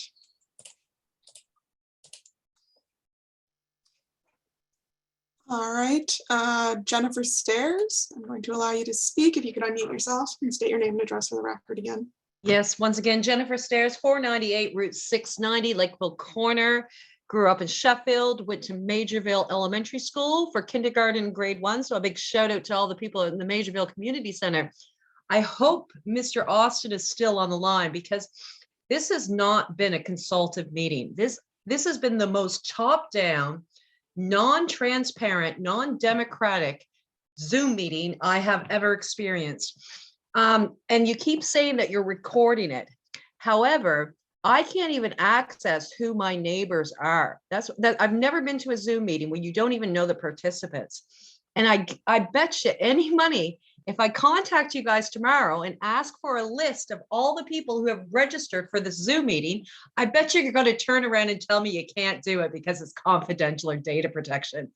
This is just appalling. This has been a top-down process. Sheffield does not have an LSD. And when I contacted the minister about this, the minister's department, I was told the process. And guess what? I couldn't even do the process because of the COVID restrictions. I wasn't allowed to go door to door. And at the time, you didn't have an alternative. So for all those people out there who are apologizing that they didn't know it was coming, oh no, it was coming, but they weren't printing it. This has been completely non-democratic. It's not transparent. Yes, I do have the paper trail of the emails that I tried to send because I was warning this office that how are you going to do a green paper? No, you haven't even done a green paper. You're going to do a white paper and it's top down. And yeah, okay, I'm weird. I know a thing or two about public policy. And the procedure is you do a green paper first and you consult. That builds your white paper. Then from the white paper, you once again consult, and then you're supposed to create legislation. And none of that has happened. And Mr. Austin, I please, with your powers that you have as an MLA of this province, can you please call on the government to consult, like the minister, stop spending money giving people in the ministry gas money to go and take incompetent pictures of a map. Use Google Maps and spend the money to send the minister down to Maugerville at that community center. Make sure you give 2 weeks notice, which any democratic institution should know about, and make sure that the members of the community can come out and meet the minister, because we're not going to get any answers. And I go back to my first question. There's lots of questions and comments on these chats. What's the guarantee that all the things that my fellow neighbors, my good neighbors have spoken tonight are going to be addressed? It's just unbelievable. This is not democratic at all. Like, completely undemocratic.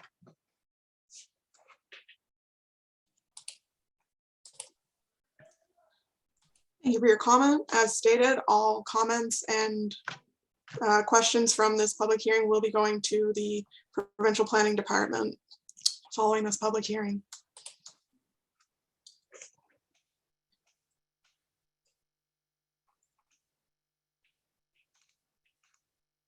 All right, our next speaker will be Danielle Boudreau. Please unmute yourself and state your name and address for the record again, please.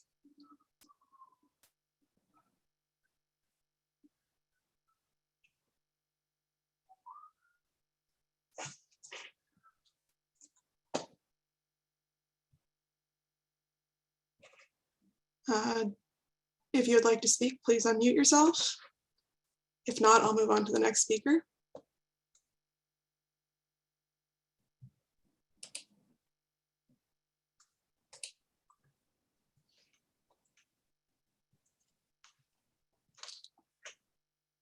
Our next speaker will be Mike Stairs. Please unmute yourself, state your name and address for the record. Mike Stairs, 502 Route 690, Lakeville Corner. The opening of my prior comments, I asked the question, when we stop being a democracy. You know, perhaps the simplest solution, the old rule of KISS, keep it simple, stupid. Maybe the simplest solution for all this, I'd like to suggest, officially suggest, if this is being monitored, is that we have a vote, a democratic vote within this particular region before we join Commission 11. It may be unpalpable for Lincoln, Fredericton, and other areas, but I strongly suspect that if we ask the question for the status quo, to leave things as they currently are with respect to this zoning, and you can't have a dog unless you got an acre, and you got to have an acre to have a chicken. I mean, Lord, I mean, this is, I don't know how they come up with this. I'm sure that the potential legislators and draft people this were trying to do their best, but for the lay person, it just makes no sense. We moved here in 2012, bought property in 1991, and have separate parcels totaling 300 acres in this area. Government must have loved the last 2 years, as Jennifer said, to speak by Zoom, because no matter how difficult it is, if I'm at odds with people, it's always face to face. It's not a text message, it's not by phone, it's face to face. And when I close again, I'd like to challenge the minister, as long as we're respectful, to meet us face to face and explain the concrete rationale as to why we're moving in this direction. I don't see the necessity of it. I know perhaps there are aspects of it that may be necessary, but by and large, I feel to see the necessity of this document that I haven't yet seen, but I'm hearing about in its entirety. Thanks again. Thank you. Our next speaker will be Rochelle Rainey. You could state your name and address for the record. Thank you. Hi, yeah, it's Rochelle Rainey, and I'm at 27 McCoy Street in Maugerville. If my questions and comments are concerning the home occupations, there's a lot of things that could go into here, but just a couple of things that I'm noticing. No more than 30% of the floor area of a dwelling shall be developed to the home-based business, with the exception of a special care home, bed and breakfast, or an inn. So as a business who has a good portion of my business in my house, 30% is quite low. I'm just wondering where that 30% came from and what is the basis or justification of it only being 30%. So that is 31.2.1 and section C, and then 31.2.1 section G. Not more than 2 persons are engaged in the home occupation in addition to members of the family residing in the dwelling unit. So I'm just wondering where these particular figures are coming from. In the last 2 years, we've had insanely big families, people having to move home. There's university students living at home.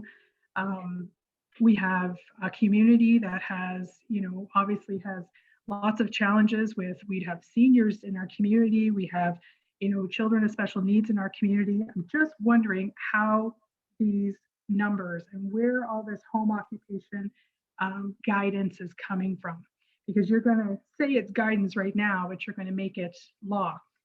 So yes, I would like to see the justification of the home occupation, all of the points actually. Thank you.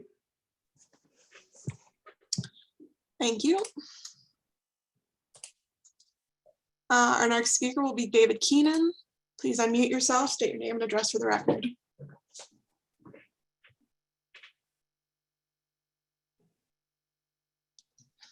Hi, David Keenan, Bluebird Corner again.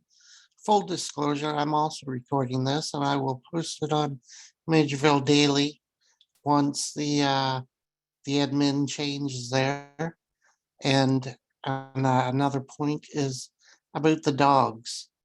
I know somebody that has 4 pups, but if she adopts another one, she only lives on 3/4 of an acre. So that means she's gonna put 3 down, or if she gets another one, does she gotta buy another 1/4 of an acre? And the right of access is imposing on her property, because there's a road that goes through her property, and she was not consulted whatsoever as when they put that road in there. Anyway, those are my 2 points, and I'll end with that. David Keenan, Bluebird Corner, and I am recording this to break it up for everybody, easy to read and see who commented what. Okay, bye. Thank you. Thank you. Our next speaker will be Chris Austin. Please unmute yourself and state your name and address. Thank you. Great, thank you, Melinda. It's Chris Austin here again, MLA for the area. I guess I want to thank everybody for raising these valid concerns in relation to these changes. I guess what I would say is I am going to reach out to the minister directly and ask him to pump the brakes on this. I think it's really important that these types of changes and the scope of these changes have more of a consultation process. And while these Zoom meetings, give somewhat of an opportunity to put those out. I do agree, as was my question early on, is an in-person really is what needs to happen here, so that we can face to face see what the issues are and deal with them. So I guess just as your representative, I do want people to be aware. I am going to reach out to the minister, ask him to just slow down on this, to ensure proper consultations are done, and then that way we can go through the regulations that are being proposed and see what amendments can be made to ensure that it works for the people of Maugerville, because I agree wholeheartedly, if it doesn't come from the community itself, then it's definitely a top-hand approach. So just so people are aware, I am going to reach out to the minister on that and hopefully get some feedback from him that will give some time to hear these concerns and make changes accordingly. Thank you. Thank you. Our next speaker will be Steve Cummings. Please unmute yourself, state your name and address for the record. Yeah, Steve Cummings, 2031 Route 105 Sheffield. For the people that are saying that there's been no notice put out about this, I got to tell you, you're wrong. Because I started with this committee when it first started back in 2017. And I can think of 3 people right off the top of my head that were involved with this right from the outset. I stopped going because I couldn't see where it was going, or I didn't like where it was going. But anyway, that's neither here nor there. Just saying that there was meetings held about this, and people did have an opportunity because I had the opportunity. My other concern is that why was our elected representative, what level of involvement have they had throughout this process? Realize Chris Austin is the new MLA. So I don't know if it was something that wasn't passed on from his predecessor or what, but I don't recall seeing any of the elected officials for our area at any of those meetings that I attended back when I was still going.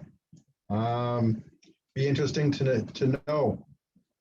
And I know that the names were all written down at all the meetings. So, yeah, thank you. Thank you.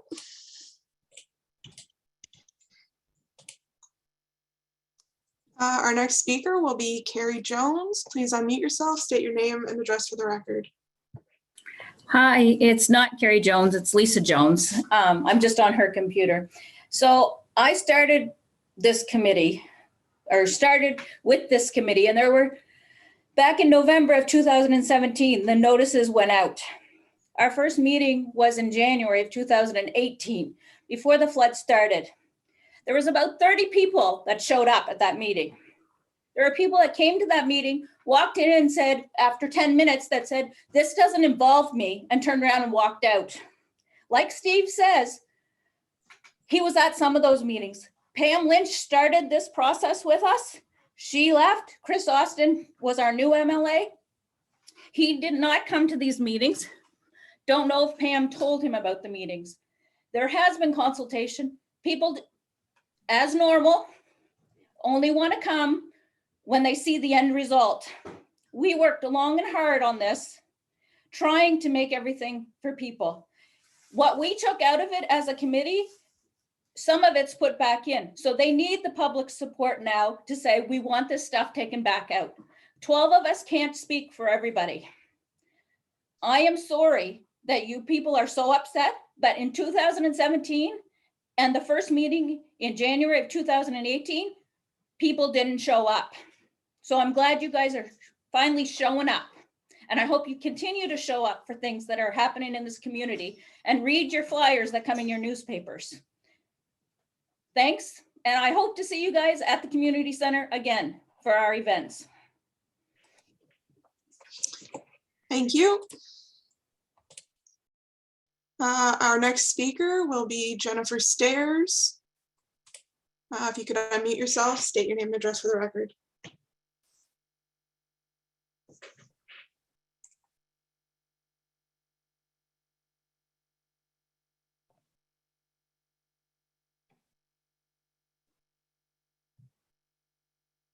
Jennifer Stairs, you are muted. If you're not looking to speak, you can just blow your hand.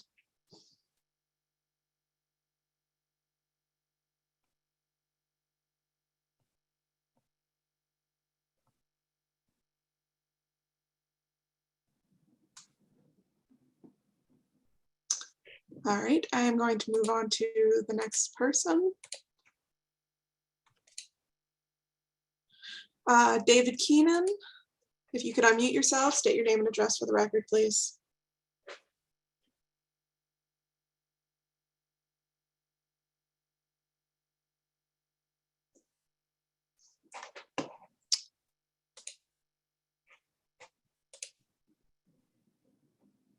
David Keenan, your hand went back up. If you could just unmute yourself, you can speak.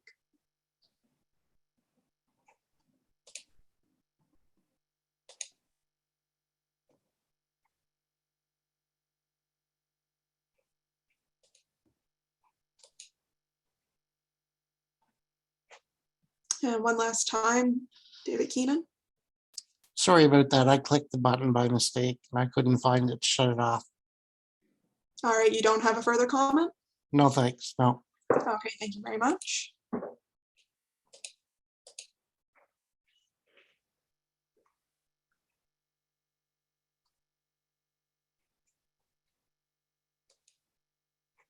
All right, Lloyd Dutcher, I believe with the Community Center. If you could unmute yourself, state your name and address for the record. Hi, Cindy Ketch again up at the Community Center, 1149 Route 105. I understand that all of this started in 2017, and yeah, a lot of us were absent, just busy. Not that we didn't care, but didn't really realize how important some of all this stuff is. And if this committee was formed with people from Maugerville, Sheffield area, why is everything written in this newsletter or this proposal?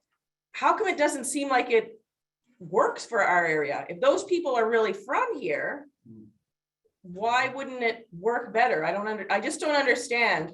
And maybe I'm not really making myself clear, I guess, but it just doesn't make sense. The proposal doesn't make any sense. If people from here created the proposal, then why doesn't it make sense for our area? And if these people were opposed to it, why were they not shouting it a little bit louder for those of us in the back to hear?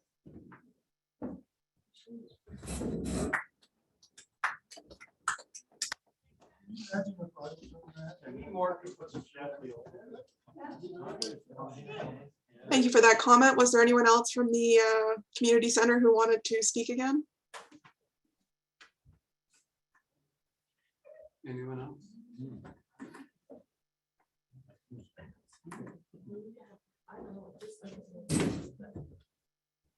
The fact that she went on that to even throw that in our faces in front of those people is fucking bullshit. That is not cool. If she has a problem with volunteers, I don't blame you. You need. All right, I'm going to mute the community center. If you would like to propose a comment, please just raise your hand again. Thank you. Next person to speak is Charlotte Thurber. You can unmute yourself and state your name and address for the record. Hi, Charlotte Thurber, 9 Church Road, Maugerville. I want to go back to, I believe it was the flood of 2008. And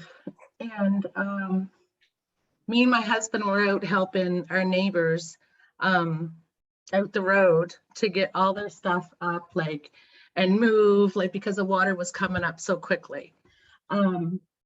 And I remember us like just coming together out here on this road. And I know like everybody in the community did the same thing, like with their neighbors and everything. And I've seen it in like in 2018, 2019 also. But like that like when we did that, and I've also lived here for all my life, half century, little over.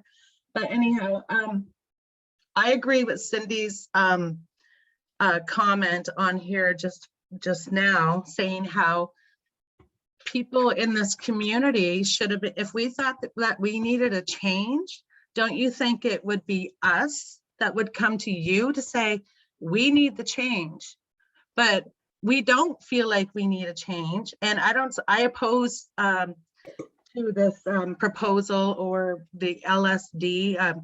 When I first heard of it, I thought it might have been acid or something. I don't know, right? But anyhow, and whose idea was this anyway? Was it actually somebody from Maugerville? Was it Lisa Jones? Because Lisa, yeah, I heard her on here a while ago talking about being in the committee, which I seriously did not have any idea about this committee. I've been a part of many committees around, like in my own community when I was working at schools. I've been in parts of committees. So if I would have known about this committee, I probably would have been a part of it. Although like, who decided that we needed a change? That's the thing that I don't get. Like, who decided that? Because when we're working together, like when we're in a crisis here, like with the floods and everything, and if you lived in a flood area, then you would know that we work together as a family. We work and we help each other. We reach out to each other. We work as one. And it just doesn't make sense that somebody that's not from this community to go and put this proposal up, like say that we need help when we don't need help. If we wanted help, we would come together as a community and say, okay, this is what we need. But how many people from Maugerville, Sheffield were actually in that committee? That's my question. And I'm opposed to this, and I love being in Maugerville, God's country. I love it here. I'll never leave, and my children will never leave. They're always going to be here, and I'll be putting them. I'll be building homes around my area, like for them, or bringing in like mini homes or anything like that. Like if I can, and that's what my plan is, because they want to stay in this area. Anyhow, that's all I have to say. Thank you.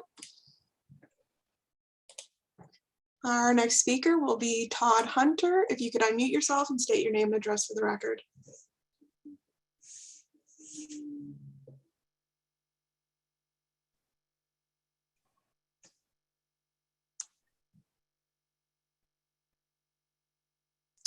Todd Hunter, we cannot hear you speaking.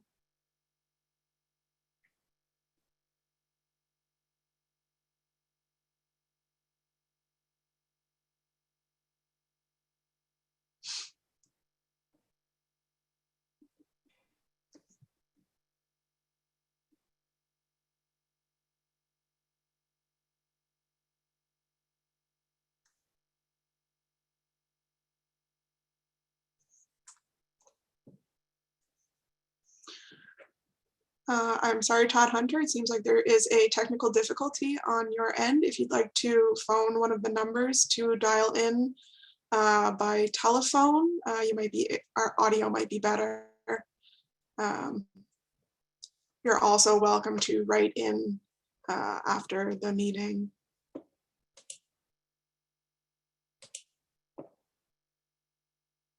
I have David Keenan. If you'd like to unmute yourself and state your name and address for the record.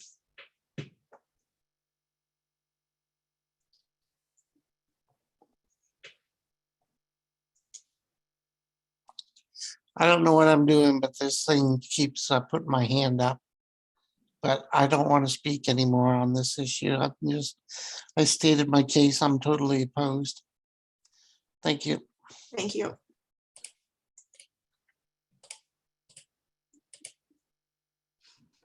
I currently have no hands raised. Is there anybody else that would like to speak? First call for comments.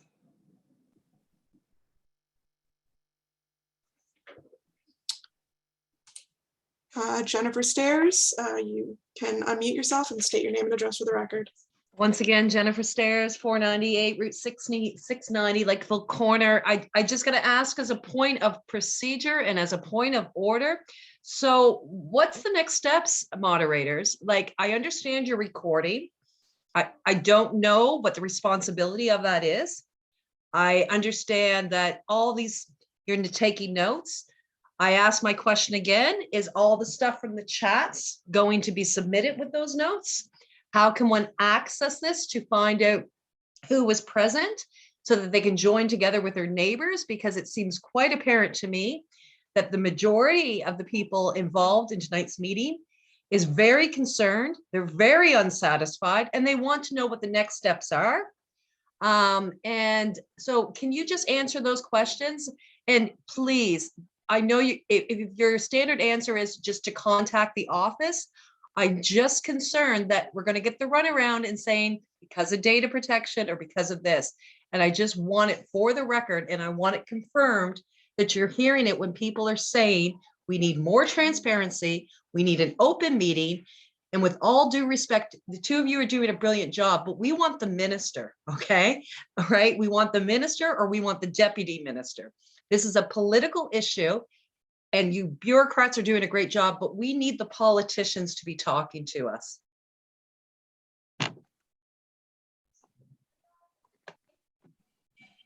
Thanks for the comment, Jennifer. I'll give a quick summary of the process moving forward. So as Melinda mentioned earlier, everyone has 2 weeks to write in any further comments that they might have. Those comments will be sent to the provincial planning individual. So it'll most likely go directly to the director of planning, the provincial planning. And those are the individuals who speak directly, or they speak with the minister, they provide the reports. And on our end, we will be going to the Planning Review and Advisory Committee. And that's made up of a number of individuals from different communities that RSC 11 works for. And they provide a recommendation to the minister. So then everything from this meeting will be put into a report that goes to PRAC, and then their comments or their recommendation or failure to recommend will all be sent to the provincial planners, and then it will be on their side of the equation to pass their own report to the minister. And the minister is the individual who makes the final decision. He can make amendments to the plan if he wishes, but on our end, we will be providing the reports along with all the comments from this public hearing. So that is a very, very brief summary of what the moving forward process is. But like I mentioned and Melinda mentioned, you will have 2 weeks to write in any further comments or questions, as well as providing the form with all the signatures that someone had previously mentioned. So 2 weeks, I'll have all that information on the slides moving forward in the presentation.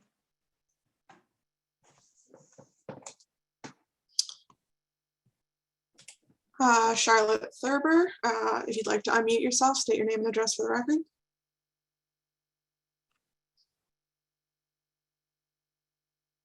Charlotte Thurber, 9 Church Road.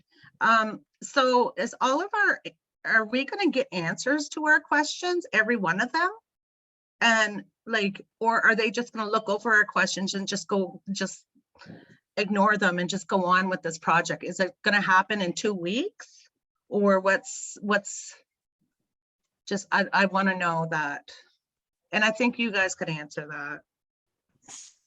Unfortunately, we're not able to speak on the minister's behalf. And since the minister is the one who makes the decision, I believe you can understand how we can't actually provide that answer, because it would have to be directed directly to him.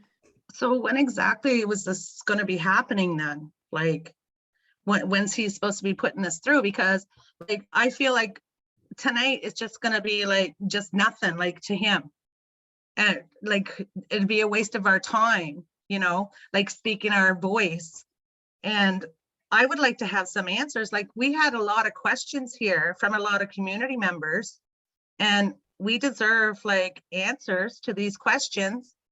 We deserve to talk to him before anything is pushed forward. And your comments will be going to him.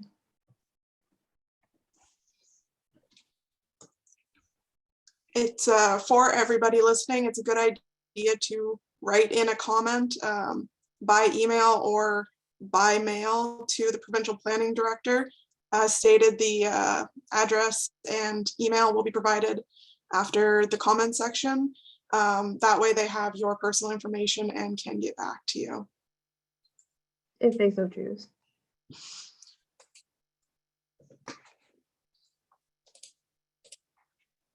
Our next speaker will be Todd Hunter. Please unmute yourself, state your name and address for the record. Hello, I'm hoping it's working this time. Yes, we can hear you now. Okay, I'm Todd Hunter, 35 Portobello Drive. My father spoke earlier. Because of him, I'm very fortunate to be able to say that I have been born and brought up in Maugerville. Love this country.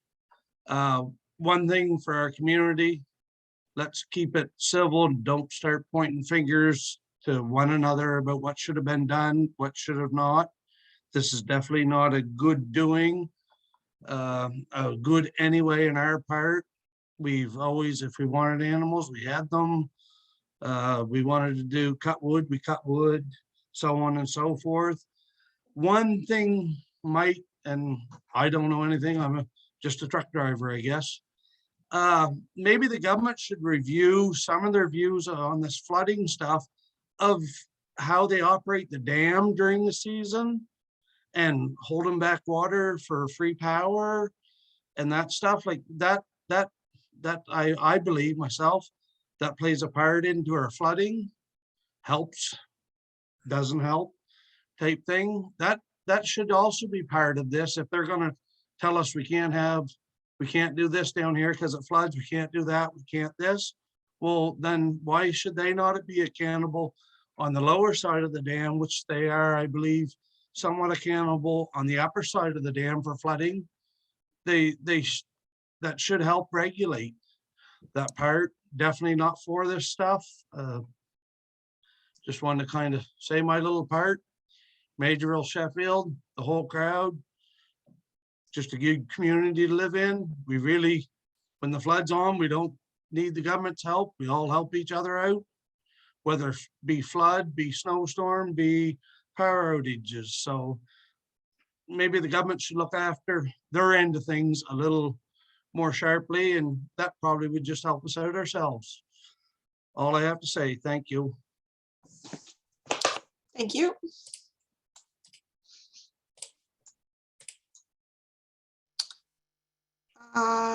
Danielle Boudreau, please unmute yourself, state your name and address for the record. Hi, Dan Boudreau, 701 Route 105, Maugerville. Question was about our farms and stuff in the area. Many of us use irrigation on dry summer days, and that kind of thing.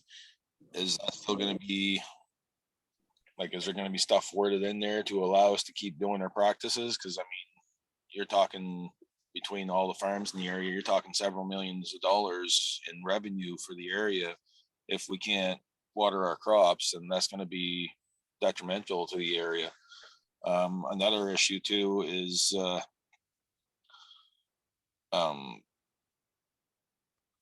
sorry, I did not read the report. So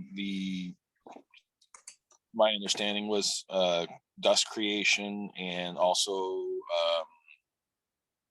using grounds for certain things near waterways.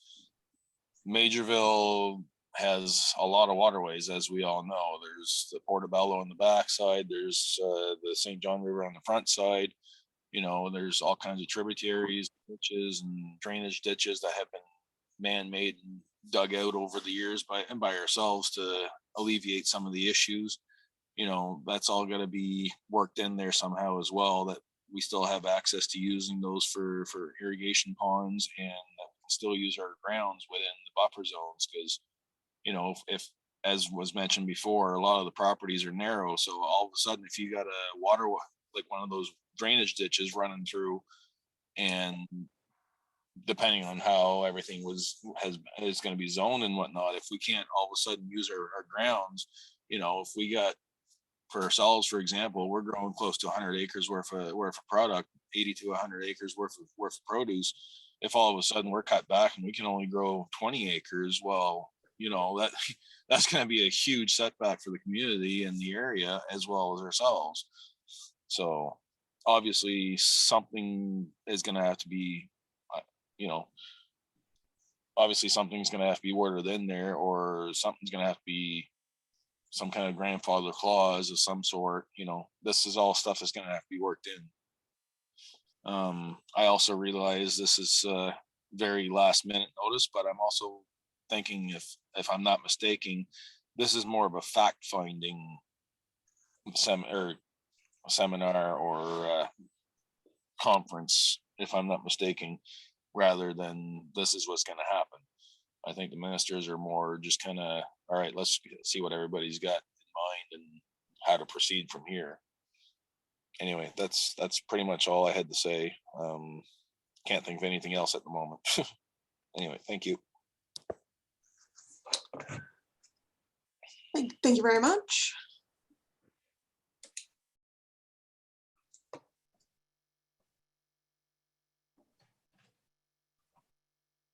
Charlotte Thurber, if you could unmute yourself, state your name and address for the record. Yeah, Charlotte again, 9 Church Road. I was just wondering, because I can't see how many people are in attendance like online, but I know that there's like 50 plus at the community center. So how many people are actually at this or in attendance tonight?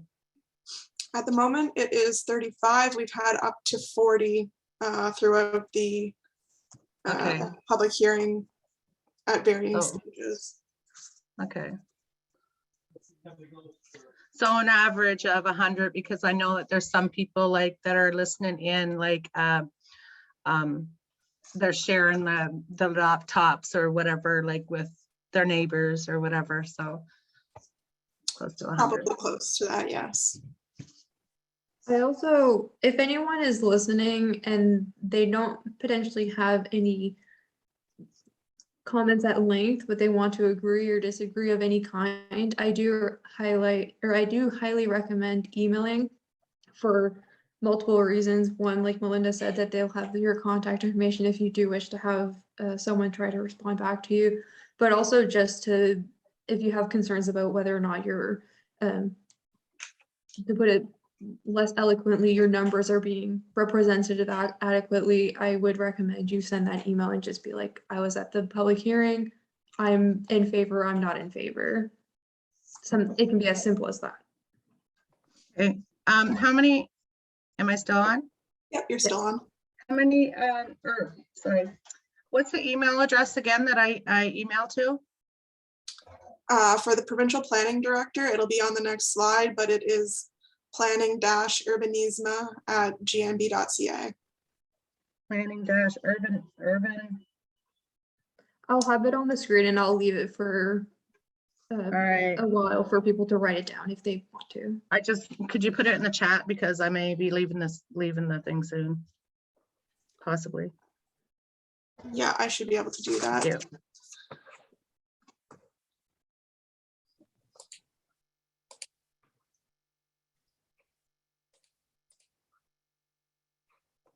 Is there anyone else who would like to speak?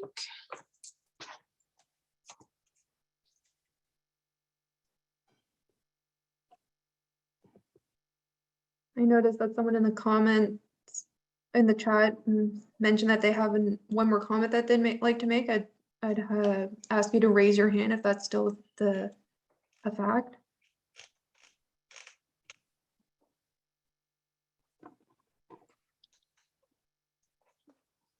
And if not, oh, okay. David Keenan, if you'd like to unmute yourself.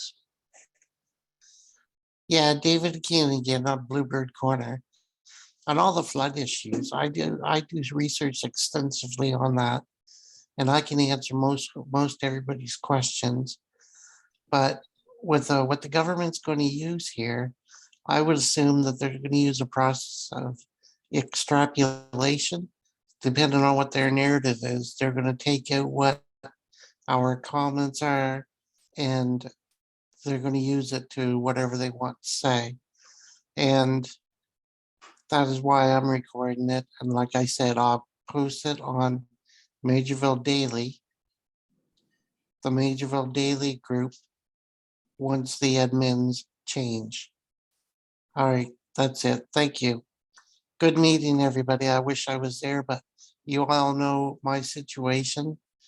And for those who don't, the moderators here, I'm paralyzed from the neck down, and I do all my work through the Zoom or whatever else I'm doing, do my research on my online by myself. I don't pay for my research.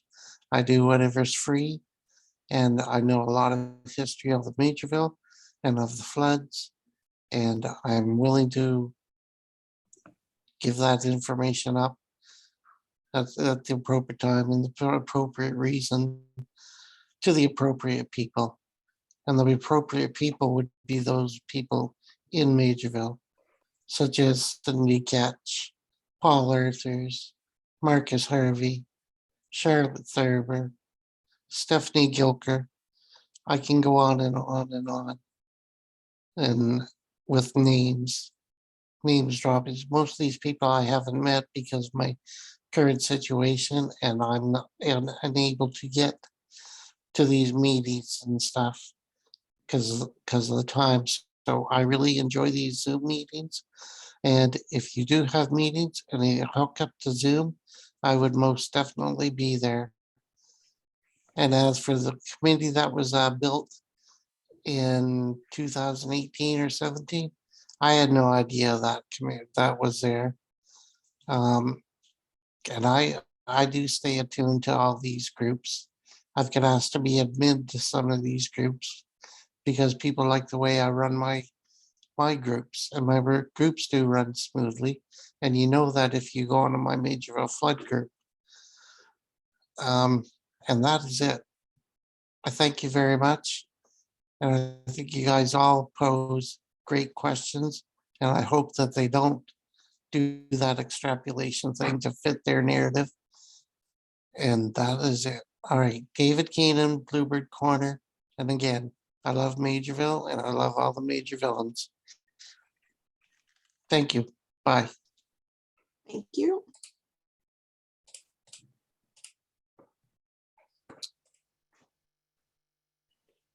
Just looking to find the email for everyone to put in the chat. Was there anybody else who wished to speak? This is the second call for comments. I'd just like to remind everyone that there's 3 calls before the floor is closed. So this is the official second call.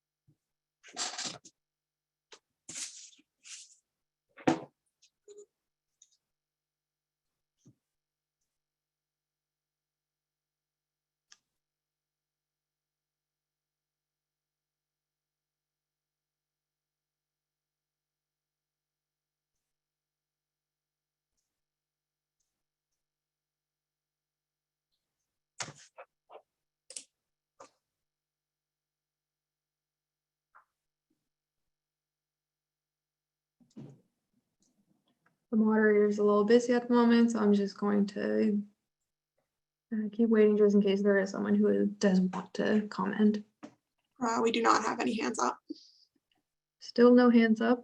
Well, I'm going to do third call. All right, third call for comments. Still nothing, Melinda? We still have no hands up. All right, so the floor is now officially closed. And on the screen is the exact information Melinda was looking up. So thank you for taking the time to come to this public hearing to voice your comments. Please note that you also have an opportunity to write comments to the Minister of Local Government and Local Governance Reform. The deadline is in 2 weeks, the 29th of March by 4:30 p.m. And you can do so by mail to Paul Jordan at the Provincial Planning Director, the Provincial and Community Planning Branch, the Department of Environment and Local Government, or you can email, which is probably most quicker for everyone, which would be planning-urbanism@GNP. And I'm going to leave that on the screen for a moment so that people can take down notes if they want to. If they do want to mail it in, the information is there.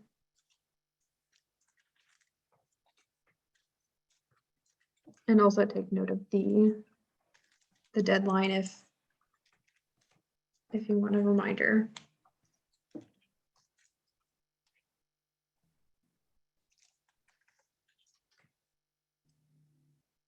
And if you do want to write in by mail or send a hard copy of anything that you might have gathered, you're also welcome to email if you don't have time to write down the mail address. You can email the planning-urbanism with me@gnb.ca.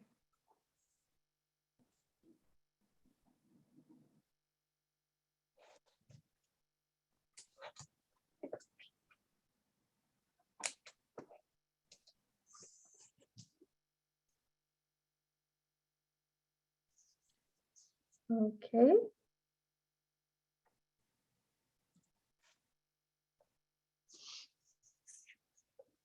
And as a reminder,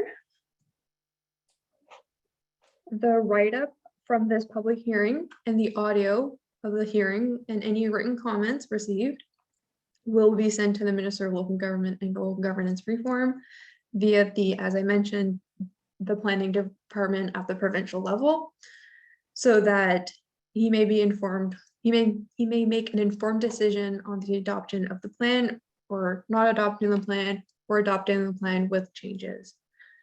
And also that concludes tonight's meeting. Thank you for coming out. Thank you everyone for coming out.